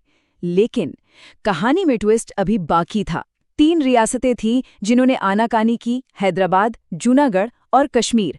इन्होंने एकीकरण की प्रक्रिया में एक बड़ा संकट खड़ा कर दिया। तो अब सवाल ये था कि इन 3 रियासतों को भारत में कैसे शामिल किया जाए। इन 3 रियासतों का मामला सुलझाना बिल्कुल भी आसान नहीं था। तीनों की परिस्थितियां एक दूसरे से एकदम अलग थीं और इसीलिए तीनों के लिए एक ही फॉर्मूला काम नहीं कर सकता था। हर एक के लिए एक अलग और बहुत सधा हुआ दृष्टिकोण अपनाना पड़ा। तो चलिए एक एक करके इन तीनों के जटिल एकीकरण को समझते हैं। सबसे पहले बात करते हैं जूनागढ़ की। यहाँ के नवाब मुस्लिम थे और वो पाकिस्तान में शामिल होना चाहते थे, जबकि रियासत की ज़्यादातर आबादी हिंदू थी जो भारत के साथ रहना चाहती थी। यहाँ भारत ने जनता की इच्छा का सम्मान किया और जनमत संग्रह यानी पब्लिक वोटिंग कराई। नतीजा बिल्कुल साफ था। लोगों ने भारी मतों से भारत के पक्ष में फैसला सुनाया। इसके बाद आता है हैदराबाद। हैदराबाद के निज़ाम उस वक्त दुनिया के सबसे अमीर लोगों में से थे और वो एक स्वतंत्र देश का सपना देख रहे थे। जब बातचीत से कोई हल नहीं निकला तो भारत सरकार को ऑपरेशन पोलो नाम से एक पुलिस कार्रवाई करनी पड़ी और आखिरकार हैदराबाद भारत का हिस्सा बना। और तीसरा कश्मीर, जहाँ के हिंदू महाराजा मुस्लिम बहुल आबादी पर शासन कर रहे थे। उन्होंने पाकिस्तानी कबायलियों के हमले के बाद भारत से सैन्य मदद के बदले में विलय पत्र पर हस्ताक्षर किए। यहाँ पर विलय पत्र या इंस्ट्रूमेंट ऑफ एक्सेशन को समझना बहुत ज़रूरी है, खासकर कॉम्पिटिटिव एग्जाम्स के लिए। ये असल में एक कानूनी दस्तावेज था। आप इसे एक तरह का समझौता समझ सकते हैं, जहां रियासतें कुछ शर्तों के साथ भारत का हिस्सा बन रही थीं। इस पर साइन करने का मतलब था कि रियासत अपनी संप्रभुता के 3 सबसे ज़रूरी विषय रक्षा, विदेश मामले और संचार भारत सरकार को सौंप रही है, जबकि बाकी अंदरूनी मामलों में उसे आज़ादी हासिल रहेगी। अच्छा, इस विशाल एकीकरण के बाद भारत के राज्यों को मूल संविधान में 4 अलग-अलग कैटेगरी में बांटा गया था। इसे आप एक टेम्पररी फाइलिंग सिस्टम की तरह समझ सकते हैं। पार्ट ए में वो प्रांत थे जो पहले ब्रिटिश इंडिया का हिस्सा थे। पार्ट बी में बड़ी-बड़ी रियासतें या उनका समूह था। पार्ट सी में छोटी रियासतें और चीफ कमिश्नर के प्रांत थे। और पार्ट डी में सिर्फ अंडमान और निकोबार द्वीप समूह को रखा गया था। लेकिन ये व्यवस्था ज्यादा दिन चलने वाली नहीं थी। एकीकरण की सबसे बड़ी चुनौती तो पार हो गई, लेकिन अब देश के अंदर से ही एक नई और बहुत शक्तिशाली मांग उठने लगी थी। ये मांग थी राज्यों का पुनर्गठन भाषा के आधार पर करने की। देश के दक्षिणी और पश्चिमी हिस्सों में ये विचार जोर पकड़ रहा था कि अगर प्रशासन और शिक्षा स्थानीय भाषा में हो तो लोकतंत्र ज्यादा मजबूत होगा और लोगों की सांस्कृतिक पहचान भी बनी रहेगी। इस मांग को देखते हुए सरकार ने शुरुआती दौर में 2 महत्वपूर्ण कमेटियां बनाईं। पहली थी एस.के. धर आयोग, जिसे जून 1948 में बनाया गया। इस आयोग ने दिसंबर 1948 में अपनी रिपोर्ट दी और साफ कह दिया कि भाषा के आधार पर राज्य बनाना देश की एकता के लिए ठीक नहीं होगा। इसके तुरंत बाद कांग्रेस पार्टी ने अपनी एक समिति बनाई, जेवीपी कमेटी। इसमें उस समय के 3 सबसे बड़े नेता शामिल थे, जवाहरलाल नेहरू, वल्लभ भाई पटेल और पट्टाभी सीतारमैया। इस समिति ने भी अप्रैल 1949 में धर आयोग की बात को ही दोहराया और भाषा को आधार बनाने की मांग को औपचारिक रूप से खारिज कर दिया। इन दोनों ही कमेटियों का मूल तर्क एक ही था। उनका मानना था कि देश अभी-अभी बंटवारे के भयानक दर्द से गुजरा है और इस समय राष्ट्रीय एकता सबसे ज्यादा जरूरी है। उन्हें डर था कि भाषा के आधार पर राज्यों को बांटने से देश में अलगाववाद और फूट की भावनाएं बढ़ सकती हैं। दूसरे शब्दों में उनका कहना था कि पहले देश को एक रखना जरूरी है, पहचान की राजनीति बाद में भी हो सकती है। इसीलिए उन्होंने प्रशासनिक सुविधा को ही राज्यों के गठन का मुख्य आधार बनाने की सिफारिश की। लेकिन सरकार और कमेटियों की इस सोच के बावजूद भाषाई राज्यों की मांग सड़कों पर कम नहीं हुई, बल्कि और तेज होती चली गई। और जल्द ही दक्षिण भारत में एक ऐसी घटना घटी जिसने दिल्ली की सरकार को अपनी नीति पर दोबारा सोचने के लिए मजबूर कर दिया। ये भारतीय राजनीति में एक बहुत बड़ा और नाटकीय मोड़ था। ये घटना उस समय के मद्रास प्रेसिडेंसी में हुई, जहां तेलुगु बोलने वाले लोग कई दशकों से अपने लिए एक अलग राज्य आंध्र की मांग कर रहे थे। इस आंदोलन का नेतृत्व एक जाने-माने गांधीवादी नेता पोट्टी श्रीरामुलु कर रहे थे। जब सरकार ने उनकी मांगों पर कोई ठोस कदम नहीं उठाया, तो उन्होंने आमरण अनशन का रास्ता चुना। 56 दिन ये सिर्फ एक संख्या नहीं है, ये एक व्यक्ति के अपने विश्वास और अपनी जनता के लिए दिए गए सर्वोच्च बलिदान का प्रतीक है। पोट्टी श्रीरामुलु ने 56 दिनों तक भूख हड़ताल की और आखिर में 15 दिसंबर 1952 को उनकी मृत्यु हो गई। उनकी मृत्यु की खबर फैलते ही पूरे आंध्र क्षेत्र में हिंसक प्रदर्शन और दंगे भड़क उठे। स्थिति एकदम बेकाबू हो गई थी। इस भारी जन दबाव और हिंसा के चलते प्रधानमंत्री नेहरू को आखिरकार झुकना पड़ा। अक्टूबर 1953 में भारत सरकार ने भाषा के आधार पर पहले राज्य आंध्र प्रदेश के गठन की घोषणा कर दी। ये एक ऐतिहासिक पल था, क्योंकि इसने पूरे देश में भाषाई आधार पर राज्यों के पुनर्गठन का दरवाजा खोल दिया। जो रास्ता अब तक बंद था, वो अब टूट चुका था। आंध्र प्रदेश के गठन के बाद ये साफ हो गया कि इस मुद्दे को और टाला नहीं जा सकता। इसीलिए सरकार ने दिसंबर 1953 में एक हाई पावर कमीशन बनाया, जिसे हम फजल अली आयोग के नाम से जानते हैं। इसके अध्यक्ष सुप्रीम कोर्ट के रिटायर्ड जज फजल अली थे और 2 अन्य सदस्य थे KM पणिक्कर और HN कुंजरू। इस आयोग का काम राज्यों के पुनर्गठन के पूरे सवाल पर फिर से विचार करना था, और इसी आयोग की सिफारिशों के आधार पर 1956 का मशहूर राज्य पुनर्गठन अधिनियम बनाया गया, जिसने भारत के नक्शे को एक नया आकार दिया। फजल अली आयोग की रिपोर्ट और 1956 के अधिनियम ने राज्यों के उस 4 भाग वाली क्लासिफिकेशन को खत्म कर दिया और 14 राज्य और 6 केंद्र शासित प्रदेश बनाए। लेकिन कहानी यहाँ खत्म नहीं हुई। ये तो भारत के नक्शे के विकास की एक नई शुरुआत थी। बिल्कुल सही। 1956 के बाद भी ये सिलसिला चलता रहा।